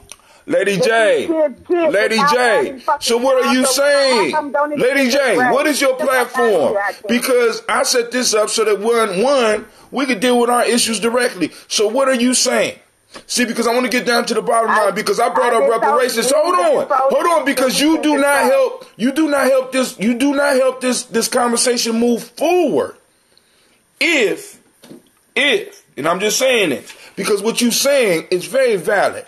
Many of us do waste money. I'm bringing up hold on. I'm bringing up the discussion about reparations, and you always go back to, well, what about black on black spending? Come on, man. Hold on. Now, I'm going back to your grandma's quote. You do what you can and you leave the rest to God. Politics is something that we can take control of, goddammit. I agree. Hold on. So if you agree, then what is the issue between me and you? I'm bringing up reparations and shit that we could do, because I can't pocket watch everybody, and I'm not going to do that. There's no issue between me and you, because I too feel like the people are owed the reparations, and I feel like one of the reasons they secured this for me, right? The idea that the government, because they paid the Japanese Americans, they've already paid reparations to people. They've already paid them. So it behooves me to say or for anyone to say that we're not old as well. So I'm not saying that we're not old, Hatim. What I am saying is one piece of the problem. We have the destruction of a black civilization. There's some things that we got to look at as well. We can't just think that we have not been able to do Lady J, nobody said that. Yes. You going on, you go off on these tangents. Nobody said that. I could go through the history probably better than you and tell you where we have achieved everything that we needed to do. But on the soil of America, every time we have tried to achieve and every time we have achieved, we have had the hand of government. We have had mobs that were protected by the government come in and destroy it. There is nothing that we cannot do. What we do need is we need the government that we paying our goddamn money to go and make sure that when shit happens like that, there is some consequence. So that it will never happen again. Period. Now that's the part that's unrealistic. No, that shit is not unrealistic because you're paying taxes. You're getting pimped every time you go buy a cigarette or buy a pack of gum. And these motherfuckers have basically systematically closed you out. All we saying as ADOS is that it's our time to speak up. Even if we don't get the shit. Because a lot of y'all just think it's about winning an election. Have an entity. I'm not saying that we should not have an entity that advocates and protects us. I'm just saying that when you call upon the government to do so, you got to understand it's contrary to the agenda against us. No, wait, time out. So the PC. Time out. What's that? That's totally flawed. You know what? You know what the flaw is, and I had that issue too. You know what the flaw in your logic is? You're looking at America as if you are an outsider, brother. You're not. No, I'm not. I'm not. And just to correct you. So wait, hold on. Like, this is your government. Hold on. This is your government. There's the American people and there's the American system. When it comes to the system, that is not the behavior of our people. That's the behavior of the system. What it comes down to is our behavior. We get back to the subject at hand. Our spending is the behavior. When you look at your own household and how much money you spend at Walmart on an annual basis, it's not because we're spending badly. It's because in the communities that we don't have the resources to be able to put on a marketplace that Walmart does. Exactly. When you look at Walmart and Home Depot and what's that? Let me say this. No. I'm gonna say this. If you have a successful business, economics. All right, cool, Lady J, I hear you. But let me tell you the threat to Ujamaa. We developed Giami Journey Media. Me and Lady J get famous because we had one of these motherfucking arguments. And I'm like, Lady J, you're delusional. And she's like, Brother Hatim, you old. And we develop a fan base of 10, 20, 30,000 people that's just tuning in on a weekly basis to hear me and Lady J spar and hear Shaka come in and every now and then do one of his musical selections, but then at the next moment drop something profound and have Sister calling in from Wazadugu, Sister Kim dropping the stuff from across seas, looking at us from the outside in, and everybody's tuned in.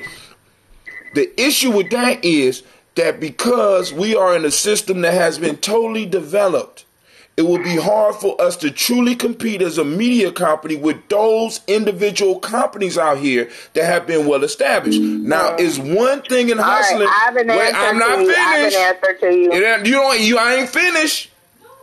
There's one law that I have learned from dealing on the streets, and that's big bank, take little bank.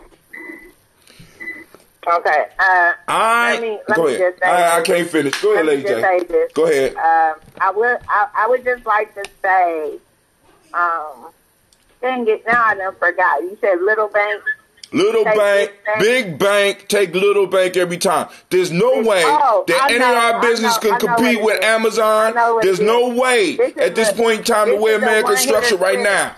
This is a one-hitter quitter, Hatim. Are you ready? None of yours have been one-hitter quitter. Can I get a drum roll, please? Can I get a drum roll? I got it. We are in the midst of the Great Awakening. Listen. Lady J. We are in the Great Awakening. How was that a one-hitter quitter? How's that a one-hitter quitter? Great Awakening. And most of the awakening is taking place over Google. What are you talking about? Well, whatever. Most people are getting information off of goddamn Google, which is a white company that's controlling information. Hey, listen. You fucking break. How's that a one-hitter quitter? You got to come better than that with me, baby. I'm expecting more out of you. Oh my God. Hey, can I say something? And this is real. I knew a young lady who, from the age of 16, worked in a family restaurant down in North Carolina, in Plymouth, North Carolina. All right, her family restaurant she worked in. Huh? No, Quasi is saying it's too much Pisces energy. He talking about me and Lady J. Call in. Right. We got some Aries in here. We need some air. Oh my God. Yeah, that's me. Now check this out. So the piece is that at the age of 23, this girl just working full time at her parents. She raised $20,000 and she put a down payment on a property in New York or in New Jersey. All right. My point in telling her story is the fact that where she's from, and because of the behavior that she had and the discipline that she had, or just the lifestyle she had, she didn't have all those extras that she needed to get. She didn't need the $1,000 iPhone and all this other stuff because she had a practical life. She was living within her means. She did not go out and try to establish herself. After me, she didn't try to establish herself with all the Joneses and all of that. I just want to get down to one punchline in this conversation. Get the punchline. What it comes down to is a behavior, and our financial, the way that we spend is the reason why we, and I'm speaking to myself too. I make money and I spend it because that's income. In terms of wealth, that has yet to come because wealth typically takes more than an individual to create. Yes, it does. Thank you. Thanks for bringing it up because I'm about to hit y'all. I'm about to hit it. Can I say this? Can I say this? You said wealth takes what? More than a lifetime? No, he said wealth takes more than an individual. Wealth is a community possession. Okay. It's not an individual thing. All right. Okay. And so I just want to say this. I agree. I remember this is where my hope came from, right? My hope. So I had this principal, right? The principal grew up in the Linden community. She went to Linden McKinley, right? And a black woman.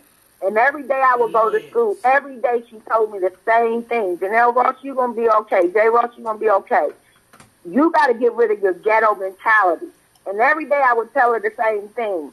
I don't have a ghetto mentality. Well, one day she took me to her house, right? She took me to her house that she had built over there near Mifflin. And when I figured out that this woman who had went to Linda McKinley, who grew up I knew her, I met her mom, I worked with her sister, so I knew, right? So anyway, my whole point in saying this is that it did take the community. It took her parents because one day she told me she lived with her parents until she was like 33. Her mom allowed her to live there. So all this time she's teaching and she's becoming a principal and she's stacking her bread. And now she's built who knows how many houses. She's over minority something over at Ohio State now, right? So I seen this, and this is why I knew that I too could do it, right? That gave me a sense of hope. Seeing that woman that built her house from the ground up, a beautiful house, and she was like in her 30s.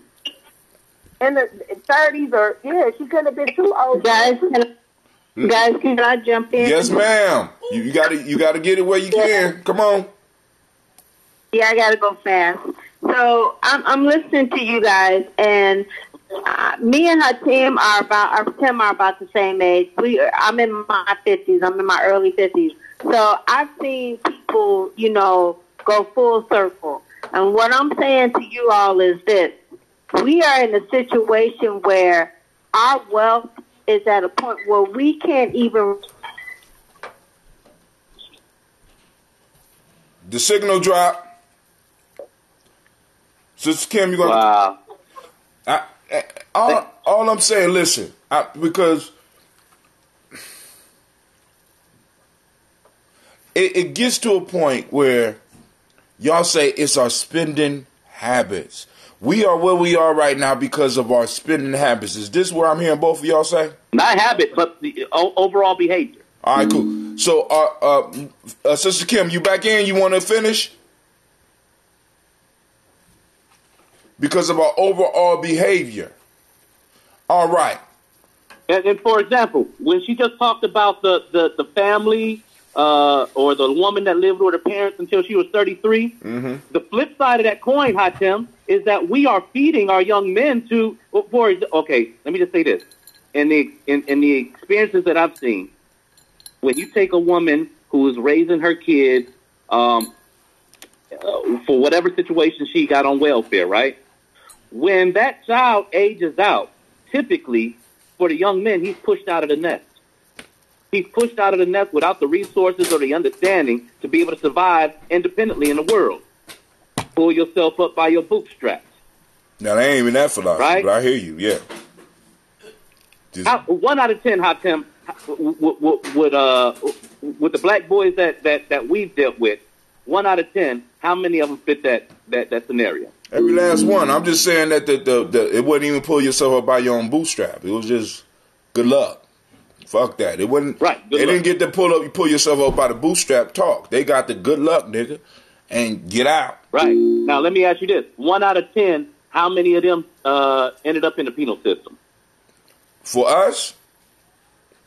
Well, I mean, we look at our numbers, we did pretty good, Shaka, because we might have had 4 out of all the young people that you have seen. Wait. I'm not talking about just between me and you. I'm talking about on a national level. On a national level, we're talking, we got over, you know what I'm saying? Shit, there's a whole lot of black people in there, but Sister Kim is back. Sister Kim, go and get it out before it cuts off you again. Yeah, I know. That's glass. So my main point is we don't have enough money or wealth. She's still talking and going, boy. The system is working on you, Sister Kim. You gonna get it out. You might have to type it in. I'm on the chat right now. You might have to type it in. You call back in and try again. It dropped out. But I'm thinking I could get a general sense, but I can't because I don't know. I don't have the power to know exactly what people think. Tough love if you want to, man. Even if you just want to come in and listen, jump on the line if you want. You got the number? 614-556-4535. Listen, family, I'm just saying. All I'm saying is, are we saying that we are where we are because of our behaviors? Lady J, Brother Shock, is that what I'm hearing from y'all? I'm saying that we have behaviors. I'm saying that's the primary factor through our progression. You said what? Say it again, Lady J. I believe that's the primary factor. And Lady J, you say what? I'm not saying that it's a primary factor. I'm saying it's we engage in behaviors that are counterproductive to the progression of us as a people.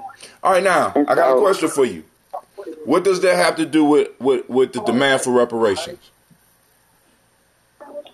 From either one of y'all points. What does that have to do with a discussion about reparations? Because, oh my goodness, I don't know why you want to picture me, Hatem. It ain't just you, it's Shaka too. I'm asking y'all, what does that have to do with the discussion of reparations? Are you saying we don't deserve it because we got bad behaviors? What it has to do with Hatem for me is the fact that we are still treating. Listen, we are still treating our oppressors, or put it like this. We are treating them as if they put us in a fair game, like we're playing a fair game, and we're not. And the thing is that when you change your MO, we have to design the game, and we have to demand that the rules are respected. That's what it is. But in the sense of what you're saying is the same thing. And if you don't have the numbers to do that, then who in the hell is that in my background? On this line. Who is that? All right, cool. I don't know. Lady J and her rowdy friends. Well, go ahead and finish what you said. Thank you for muting your phone, Lady J. Shaka, you still there? Go ahead. Yeah, I'm here. Can you remind me of where I was at? You saying we don't deserve reparation? Okay, yeah. So we talking about the behavior, right? I believe that it really does take for us to establish our own territory, so to speak, not just physical territory, but territory in the matters of how we get dealt with. We have been dealt with since we got here, and I'm saying that we have to, just like every other culture, we have to demand that when you deal with us, you deal with us on our terms. Hold on. You know? So what they got to, I mean, listen, that's what the call for reparations are. That's what it is. Right, but I'm talking about the behavior leading to that. Right hold now, on, time out. Hold on. Shaka, listen, family. This is why I say circle the wagons. Because because somebody has the same skin tone and may even have the same experience. I get where you're going. Right. We had this part. I get See, it. what we're concerned about is the larger group.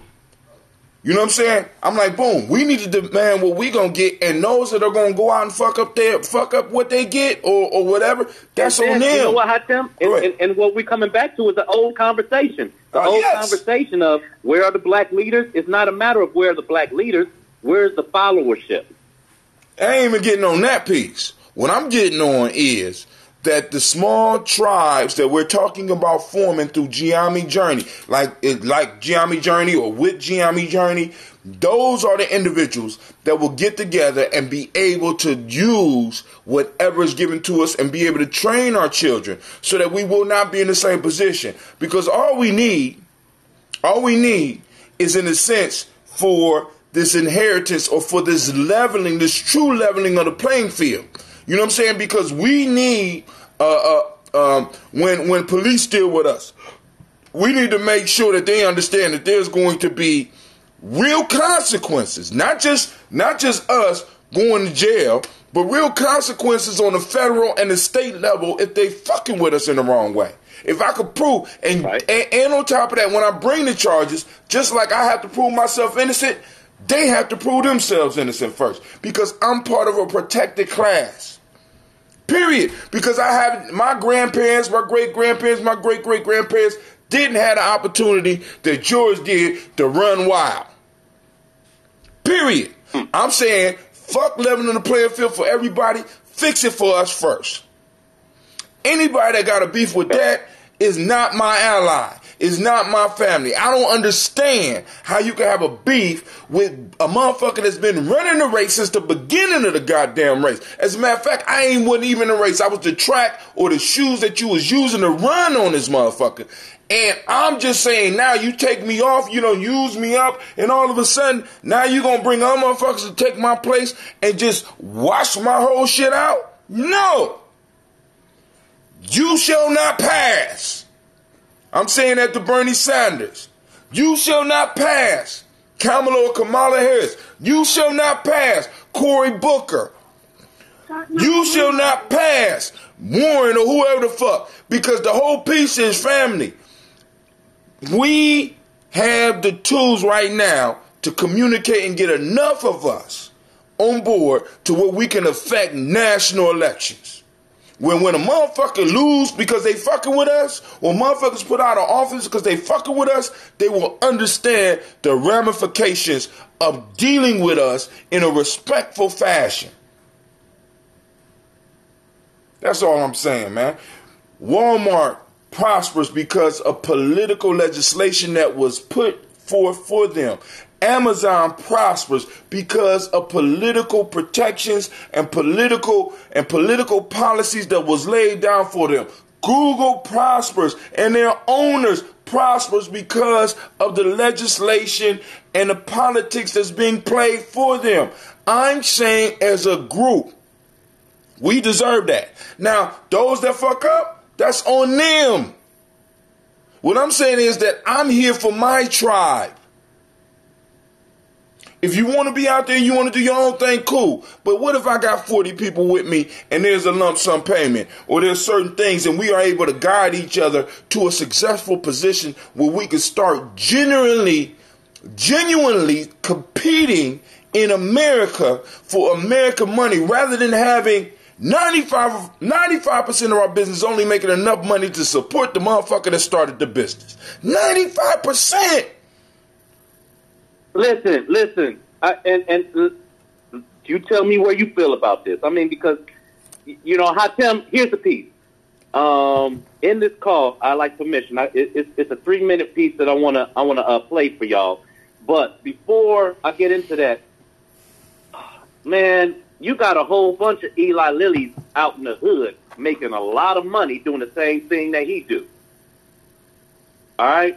But the piece is that, are we coming together? Are we bringing those money together? Because that could be an established wealth. But we are not. How is that money going to be protected, Shaka? I mean, Think about this, Shaka. I mean, let's say you got the Eli Lillies, the dope boys out there that say, look, I'm conscious. And they get a conglomerate of individuals together. Where's the political clout to protect the money when they start banking it or when they start spending it? What's going to stop the motherfucking ATF from rolling on them, or the IRS from rolling on them for tax evasion? That's what politics is for. Economics is the gun. Politics is knowing when and where to pull the trigger. All I'm saying is, we don't have any Eli Lillies in our hood. That's true. We have people working in a black market underground economy. Eli Lilly is sanctioned by the government. Oh, that's another one of those. Not the same. You got to understand the difference. Selling drugs is working in the underground black market economy. Damn, she coming on dropping jewels. They cutting you off, sis. They cutting you off. See, and the only piece that I'm trying to put up is we need to make demands. But when we make demands, the discussion that Lady J and you have about our habits is discussions that we need to be having locally with our family. This is not when we start talking about reparations, we don't need no niggas talking about, well, what about all the McDonald's money we be spending? That shit is incredible. That's crazy. You know what? And call it what it is, because you know, man. Let me tell you something, and it comes from Godfather piece. You know, it's just this. Gina, put this on by my bed. The piece is that it is. Let her go, because you know she's gonna get cut off. Remember your Godfather piece. I'm gonna remind you. Go ahead, Sister Kim, because they cutting you off. Go ahead, girl. They got her again. The hit is out. So soon as Kim, soon as you come on, start talking. Boom. And you got to drop quick jewels, because you already see that the lines is messed up. So soon as you come on, you got to just cut in. Guys, I recognize your voice by now. So let us know. She is our correspondent from Wazadugu. And we need to go and hear from, because she looking at our community from the outside in. She looking at our national body from the outside in. She's in Africa, and I keep on wondering. Go ahead, Kim. Go ahead. Say it. Come on. Say it, Kim. All right, Shaka, you was talking about the Godfather. When you hear it, stop. Yeah, so when it comes down to it, it's just business. But when it comes to family business, it is no one else's business. It's nobody else's business. And that's all I'm saying. See how because white folks don't get up and argue about their spending in front of the whole country. Right. We the only ones. Right. I asked you to do something with that. We the only ones that get up and talk about buying power. Not really telling people that includes dishwashers and washing machines and cars and soap and toothpaste and all the necessities of life. It also includes the gas bill, the electric bill, and all that shit. All that shit We have to give, and none of us on any type of level control any of that stuff. Now, there's ways that we could get in on that. When John was trying to do it, motherfuckers was shying on me on that shit. Motherfuckers wouldn't call me back. Motherfuckers even got mad at me. So I'm like, this is one of the come-ups. So I said, fuck it, I'm just going to do the media piece. So, go ahead. So let me ask you this. How real in these small is this communism? Is it what? Communism. What is communism? The ideal. Are we... the ideal what? The ideal of us coming together on a tribal level and maintaining our own inner state of economics, our own culture. That right there is our culture. It's not capitalism. It's not socialism. It's not communism. That's all labels that they have applied to it, which limits our ability to grow up under those things because we're trying to apply a title to a way we have been living for a very long time. Shaka, you know for a fact that we would have broke motherfuckers come in the house and everybody would eat. In many cases, regardless of their effort towards even applying anything to that meal. You know what I'm saying? Motherfuckers would have a warm place to sleep, regardless of their efforts in handling the house and shit.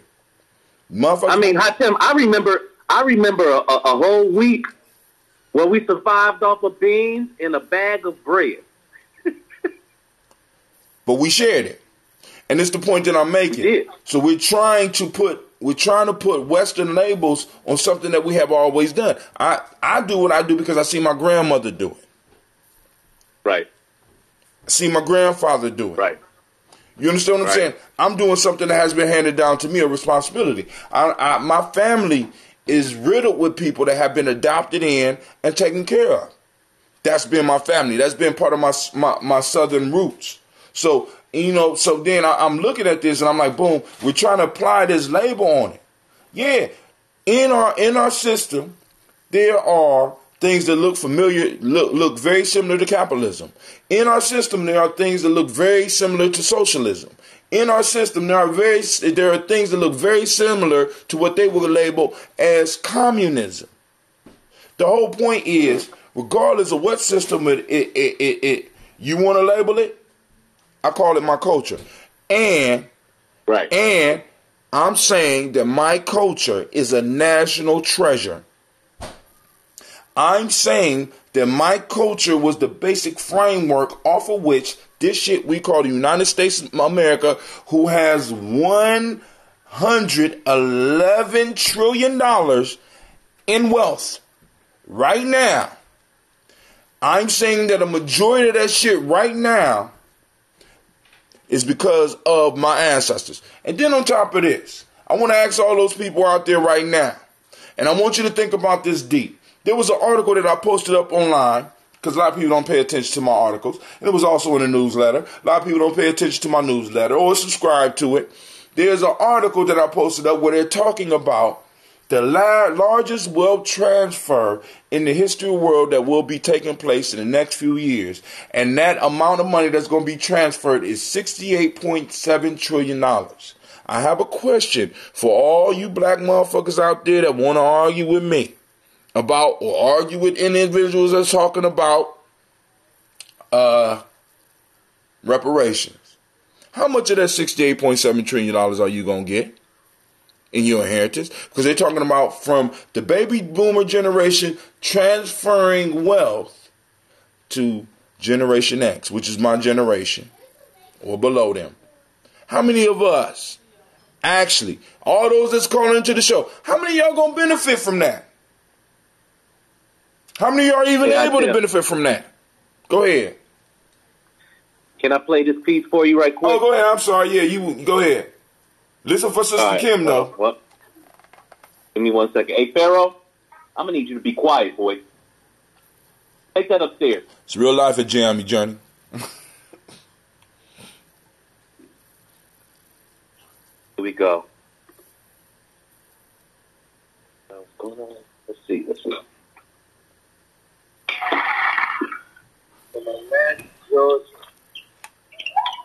sir. Please give a warmed up poetry welcome to Tommy Bottom.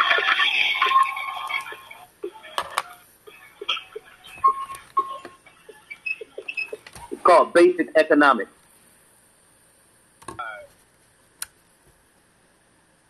Lyrically, my game is nice. I can still around without your mind and sell it back to you for half price. I might even do it twice. See, I spit precise family poem paragraphs that penetrate to a day glad to make your mind expand.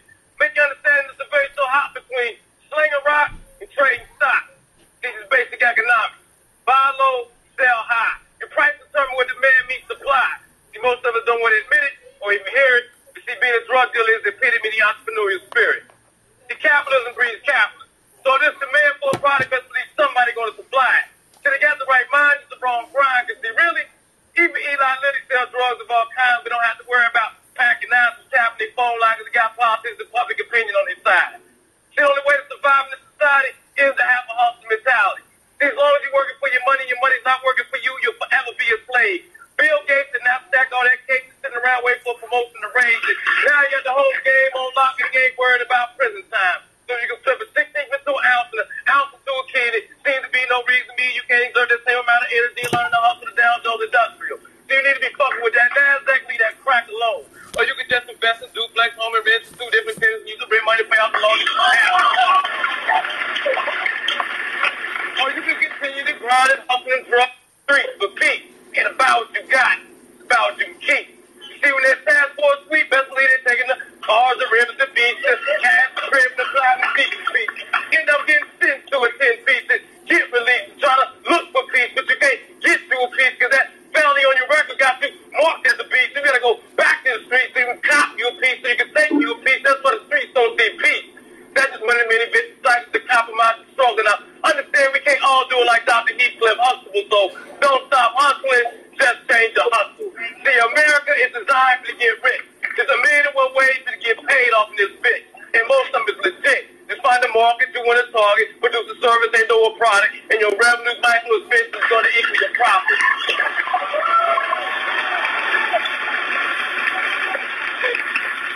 Man, you gonna get me sued. As long as you have the have, you always have the have not. So it's up to you to decide whether or not you're happy with what you got. And if not, you got to concoct a plot that's going to raise the stock and be willing to hustle and grind from sunrise to sun drop. Because believe me, ejaculation is the only thing that comes easy. Too many cats play the lottery, think the stock market is too risky. Now, I know I spit this poem with a whole lot of body, but it don't matter who says or how it's been said. It's still just basic economics.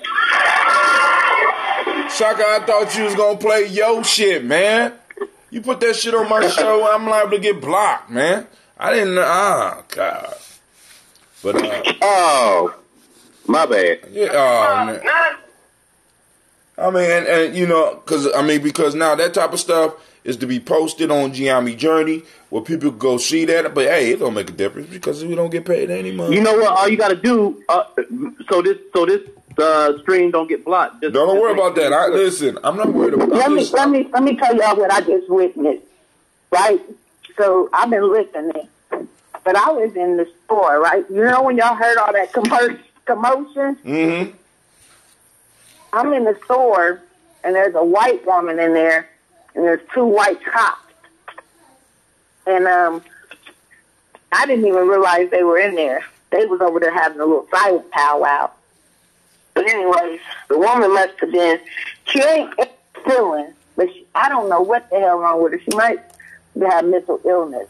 But anyways, the cop tells her that her just being in the store is offensive. So I'm guessing she may be homeless. He told her that she being in the store was offensive, but she didn't steal anything. They didn't find any thing on her. But yeah, that's what that commotion was. The white woman was in there stinking, and that's what the smell was. That's why they told her she was offensive for being in there. She smelled like straight feet.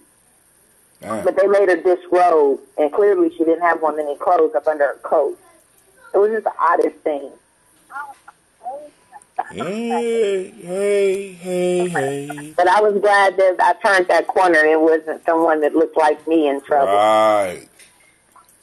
Right, so they following us, so they know where we are, so they're gonna put on performances so that we feel good. That was a trick, Lady J. Don't fall for it. That white woman was an undercover agent. I'm just fucking with you. Oh shit.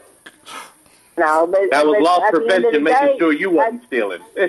I'm playing. At the end of the day, like I said, I look at some of the white kids at my school, right? And I think about that book that they wrote. It's a historical fiction text, Mildred Taylor, if I'm not mistaken. She wrote it, but it talked about how some, and I'm not saying, don't take this the wrong way, Hakim. You know I am. She just talked about how the family that she's writing about, they had acquired property after the Revolutionary War. So whereas they were poor, but they were working on this property, there had some white people around them that were poorer than them. You know what I'm saying? Who lived amongst them. And I go to places like Down Parsons, South Side, West Side, and again, I am reminded that there's just levels to white people too. Lady J, there's levels to white people too. That's not in contest. I mean, we're not. But I just want to ask this too. We're not allowed to talk about anything other than reparations. No, Lady J. What I'm saying is, when I bring up reparations, what you often bring up is the counterpoint to, in a sense, because in a sense was what other people might hear is niggas don't deserve reparations because of our behaviors. People hear. That's not what I'm saying. But Lady J, what I'm saying is not all the time. I'm just saying that meanwhile, in between time, we need to do what we can to pull ourselves up by our bootstraps. Lady J, Giammi Journey is all about that. I told you my girlfriend has bought 2 houses 2 years in a row with her tax refund. 2 houses 2 years in a row. She owns 2 properties, and the only thing she and her husband did was sit their tax refund and purchase the property, right? And then her daddy was a carpenter. He could build, go in the side and redo houses, and he would take his 5 girls with him, right? He had all girls. And so these girls have learned how to do it. Lady so her and her family and their husbands, they all... Lady J. I'm just saying. I hear you. We got to do what we can. I hear you. Nobody is not saying, we're not saying stop and wait for reparations. I don't hear that in anybody's message. My whole piece is, one, I'm trying to demonstrate, listen, there is a case here. There is something that we need to bring up. But of course even when we get reparations, we shouldn't stop hustling because the hustle builds muscle. You've never heard nobody say that. But what I'm saying is, when you're doing the self-empowerment piece, right, it's a place for that. Because we need to have those discussions, and we need to be having those discussions in-house. You don't hear white people out there chastising their people when they having this discussion about the racial disparity. This is in-house. This is right here. Hold on. It's a possibility. What do you mean?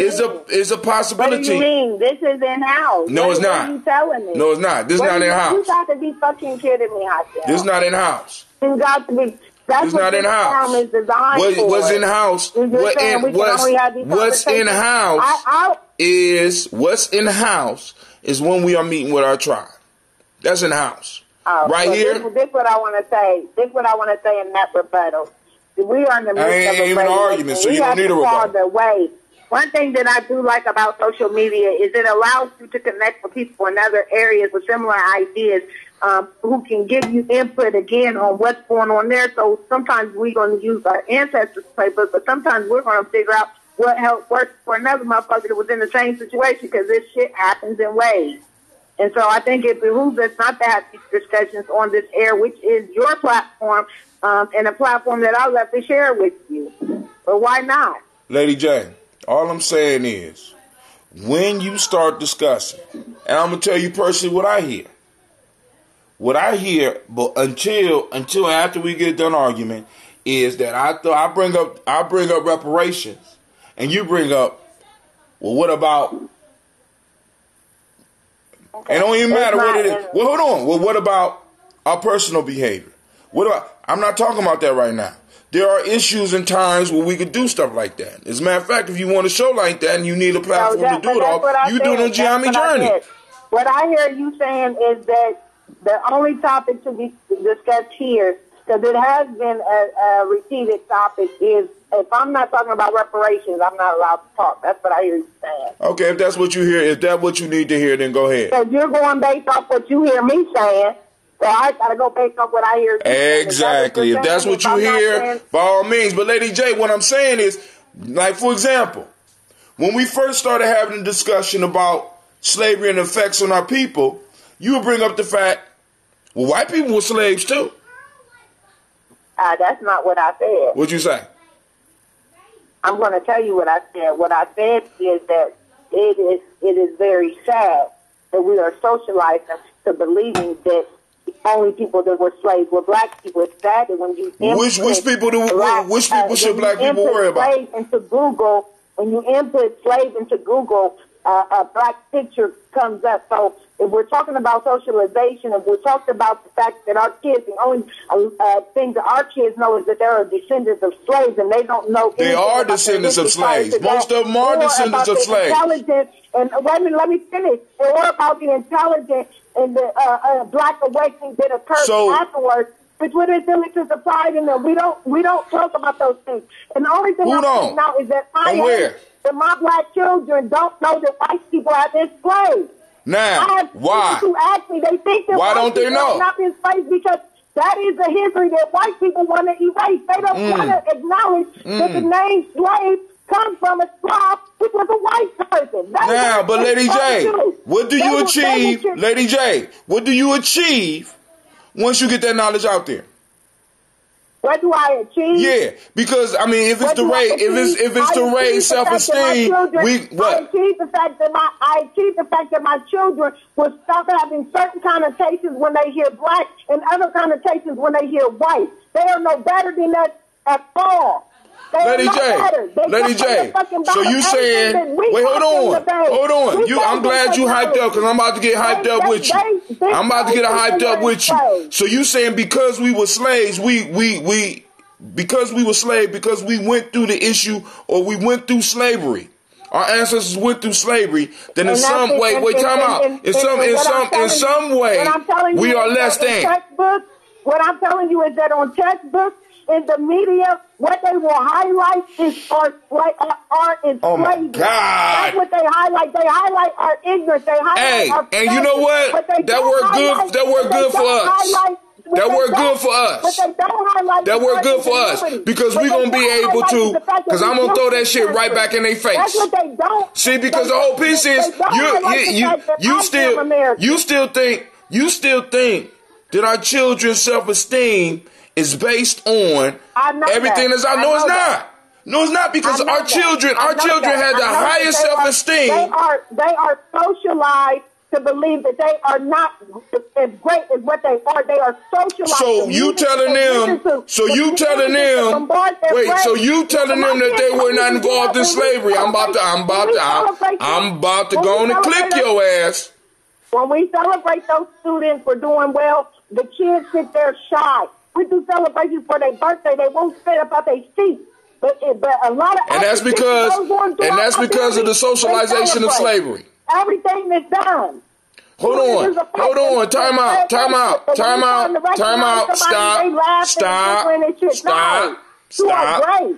Stop. So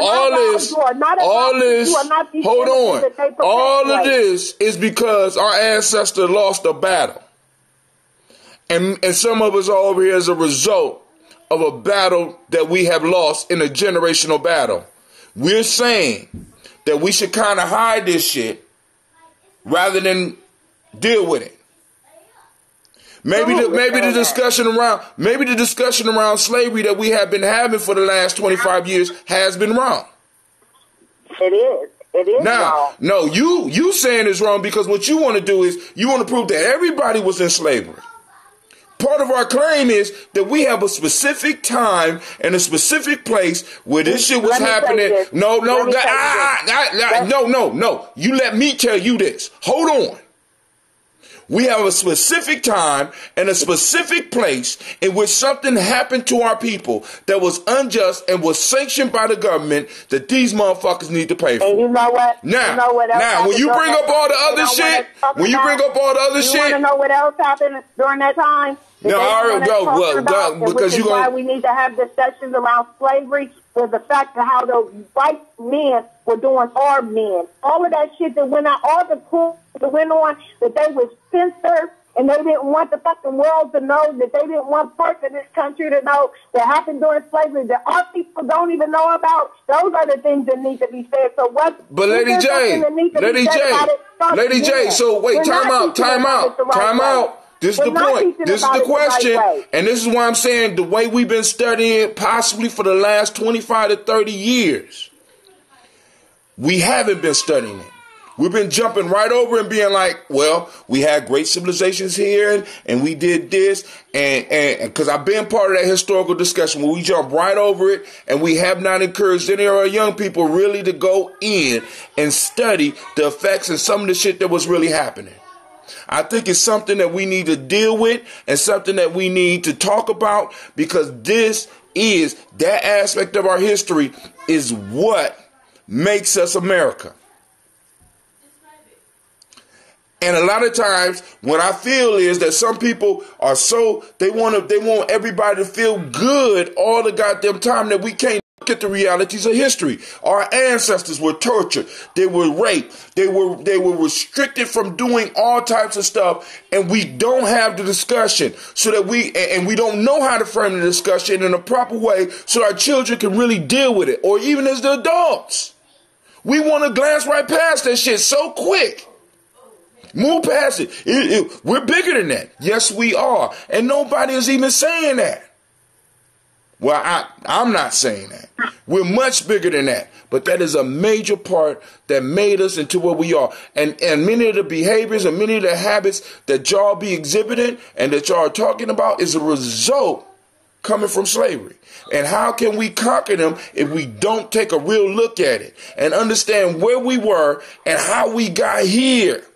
And why we are here, and why your grandfather or your great-grandfather or grandmother or great-grandmother couldn't have been that billionaire that's sitting up there right now, or at least left you $1 billion. Why is that? Then also let's go back to some of the numbers. 1 out of every 7 families, because you want to bring up other poor people and all this shit, 1 out of every 7 white families are millionaires. 1 out of every 50 black families are. Now, is that because they hustle harder than us?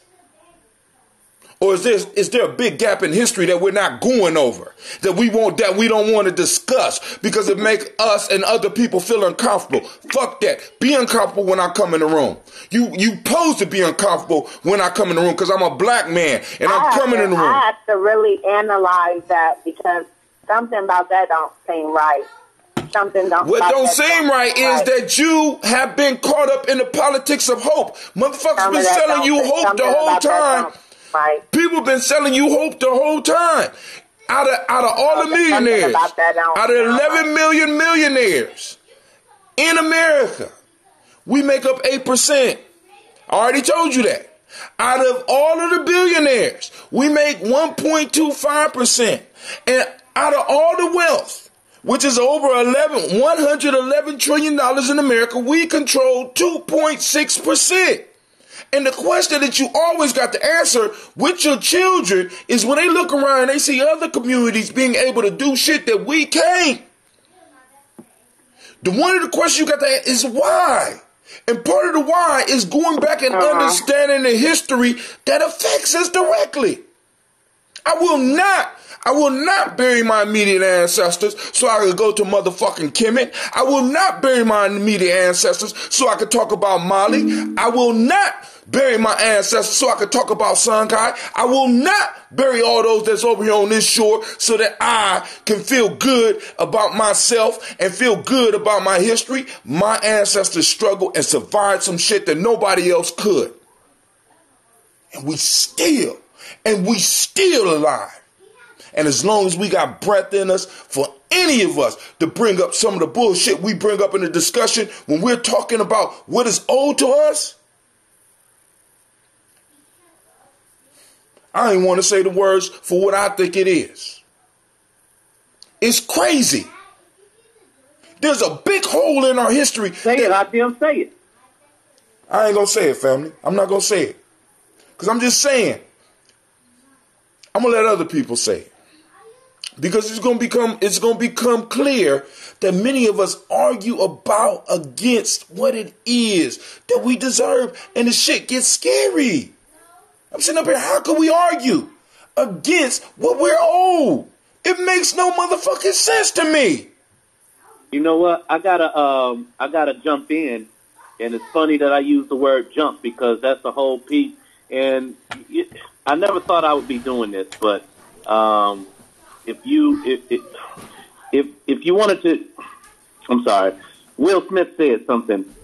He gave this whole little motivation speech, and if you want to look it up, it's called Jump.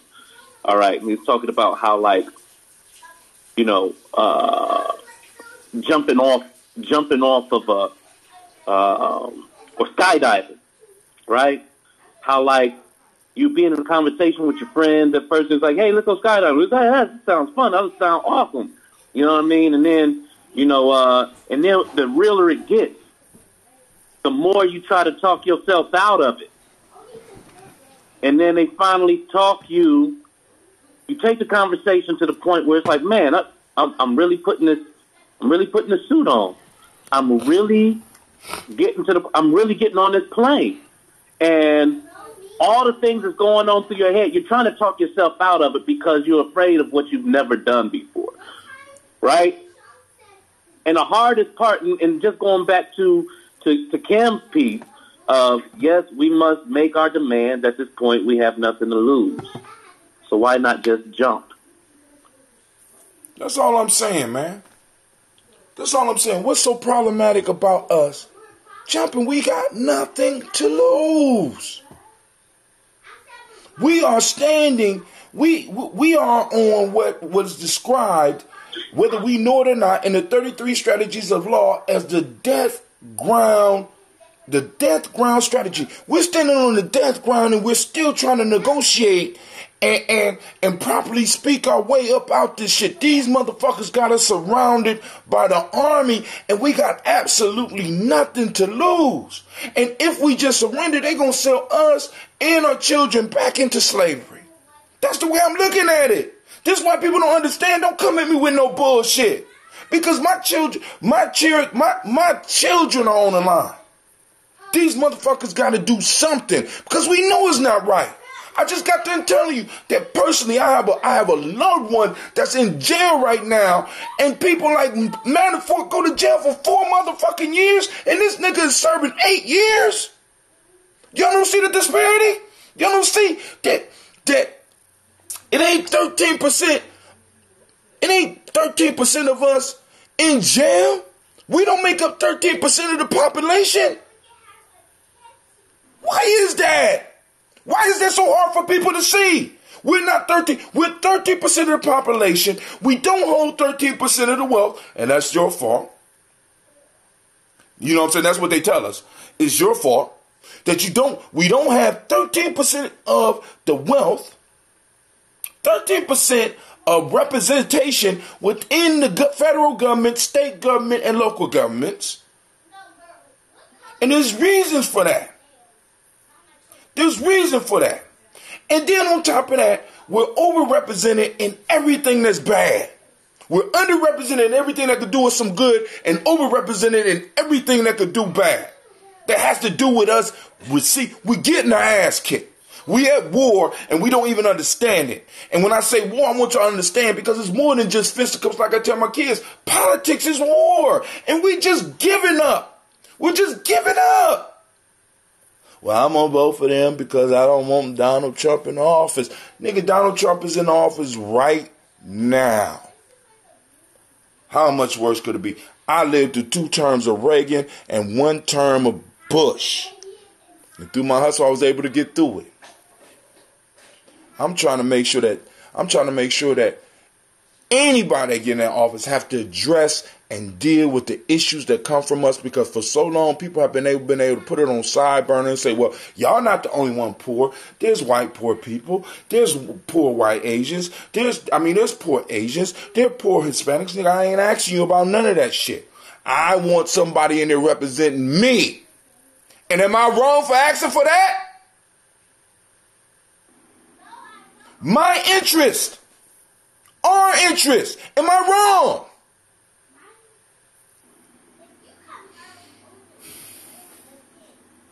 I gotta go. But go ahead, Shaka. You gonna get your closing words. Lady J, if you want to call back in and get your closing words, you can have them. Sister Kim, thank you for trying to tune in. And everybody else out there that might be seeing this later or whatever. But go ahead. All right, since wow, we gonna do it like this then. We gonna do it like this, just because I thought you was gonna hear some of mine earlier. I feel kind of obligated to end on this. Go ahead, bro. Thank you. I kind of feel obligated. Let's see if I can put this one right there. Here we go.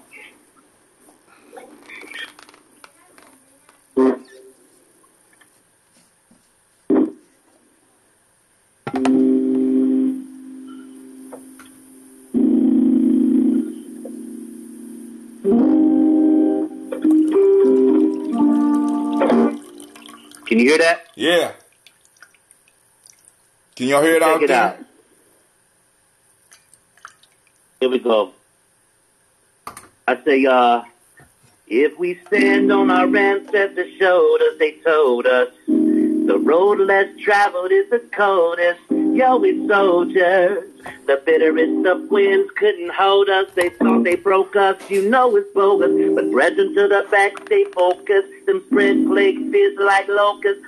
All my smokers, cigarette smoke, no jokers. Them found a new way to choke us. Attention, soldiers, we gotta make them feel they spoke us. Lynch like the willie that sold us. Mystery unfold, mystery unfold, shine. Where my people at, make some noise for the movement. Feel the rhythm of the music we groove with. Now pay attention to the words I say. I go. Amen. I go. Amen. Where my people at, make some noise for the movement. Feel the rhythm of the music we groove with. Now pay attention to the words I say. I go. Amen. I go. Amen. I want to thank God for the gift that he granted me to break down things so you can see the truth, the light with all my soul. From funk, jazz, and rock and roll, miss a wicked man rule what's overdue. The revolution you and I may come true. We all born sinner and we won't break free until we overcome hypocrisy. So stop pointing finger, reach to the sky, listen to the message, hold your head high, say na na na na na, and y'all be like na na na na na. We need to stop speculating and move into action. The war isn't waiting, this is getting disastrous. Time to change the way we think, what we say, what we do, strategize, find the tools to build and execute. We are the ones that's chosen. The enemy is closing. They got the masses hypnotized. It's time for us to open their eyes. Word from the wise, never capture pearls among swine. It's just a waste of time, 'cause they can't see you shine when you walk amongst the blind. Even when you reflect divine. Word from the wise, never capture pearls among swine. It's just a waste of time, 'cause they can't see you shine when you walk amongst the blind. Even when you reflect divine. Sister Kim. Oh, hey, I wanted to say something real fast. You ready? Mm-hmm. Okay. I was in Mauritania. I lived in Mauritania for 4 years. Mauritania was the last country to abolish slavery. You can fact check me. So I met people, black people, who were actual slaves. I sought them out. I met them. I made a connection with them. You can go on CNN and watch this program about Mauritanian slavery. I went and met all those people and talked to them.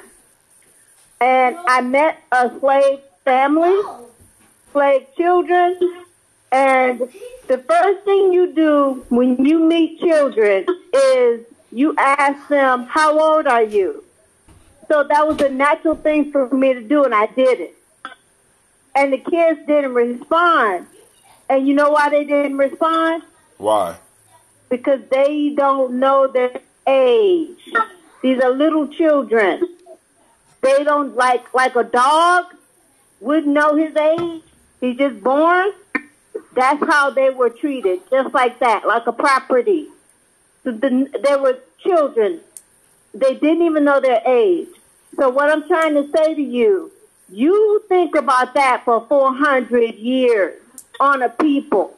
What kind of impact does that have? That has a lasting impact on your psyche. That has a lasting impact on your family. The slave family I met, the children looked like they were cousins because the woman didn't control her body because she had children from different men, and that's just how it is. Some were half Arab, some were full African. They just looked how they looked. They looked like cousins.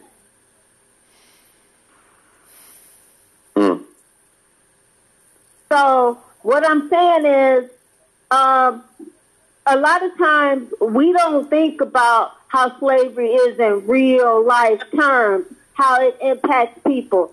And this happened for 400 years. In Mauritania, they just abolished slavery in 1980, and they still have some relics of slavery. And if you watch that CNN special about Mauritania, those are the people that I actually met and talked to. So What I'm saying is, we are old because this was huge. And on top of that, we built a country. We built a country, and it devastated our families. And we. She fell off. But Shock, I'm about. You did your song. You got any last words? Sorry, Miss Kim, it fell off again. But we're gonna be toasting and talking.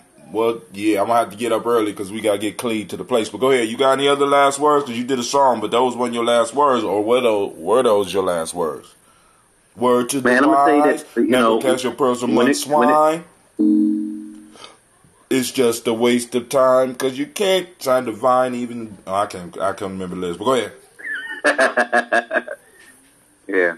No, Hatem, I will say this, is that, when I speak about behavior, I'm talking to myself, especially, and there is a time and a place for a collective to draw some type of revenue. But what it really comes down to is we still, as individuals, have to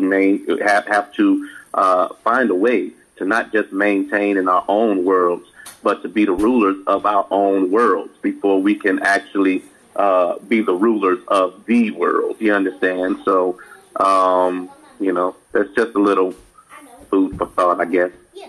All right, family, I had my little blow up. I'm going to have to go outside and level myself out because I got to get ready. I'm going to celebrate my late birthday. I've officially lived over 50 years. I'm 51 years old. Made it to a lot of places where many have not made it, at least in my generation.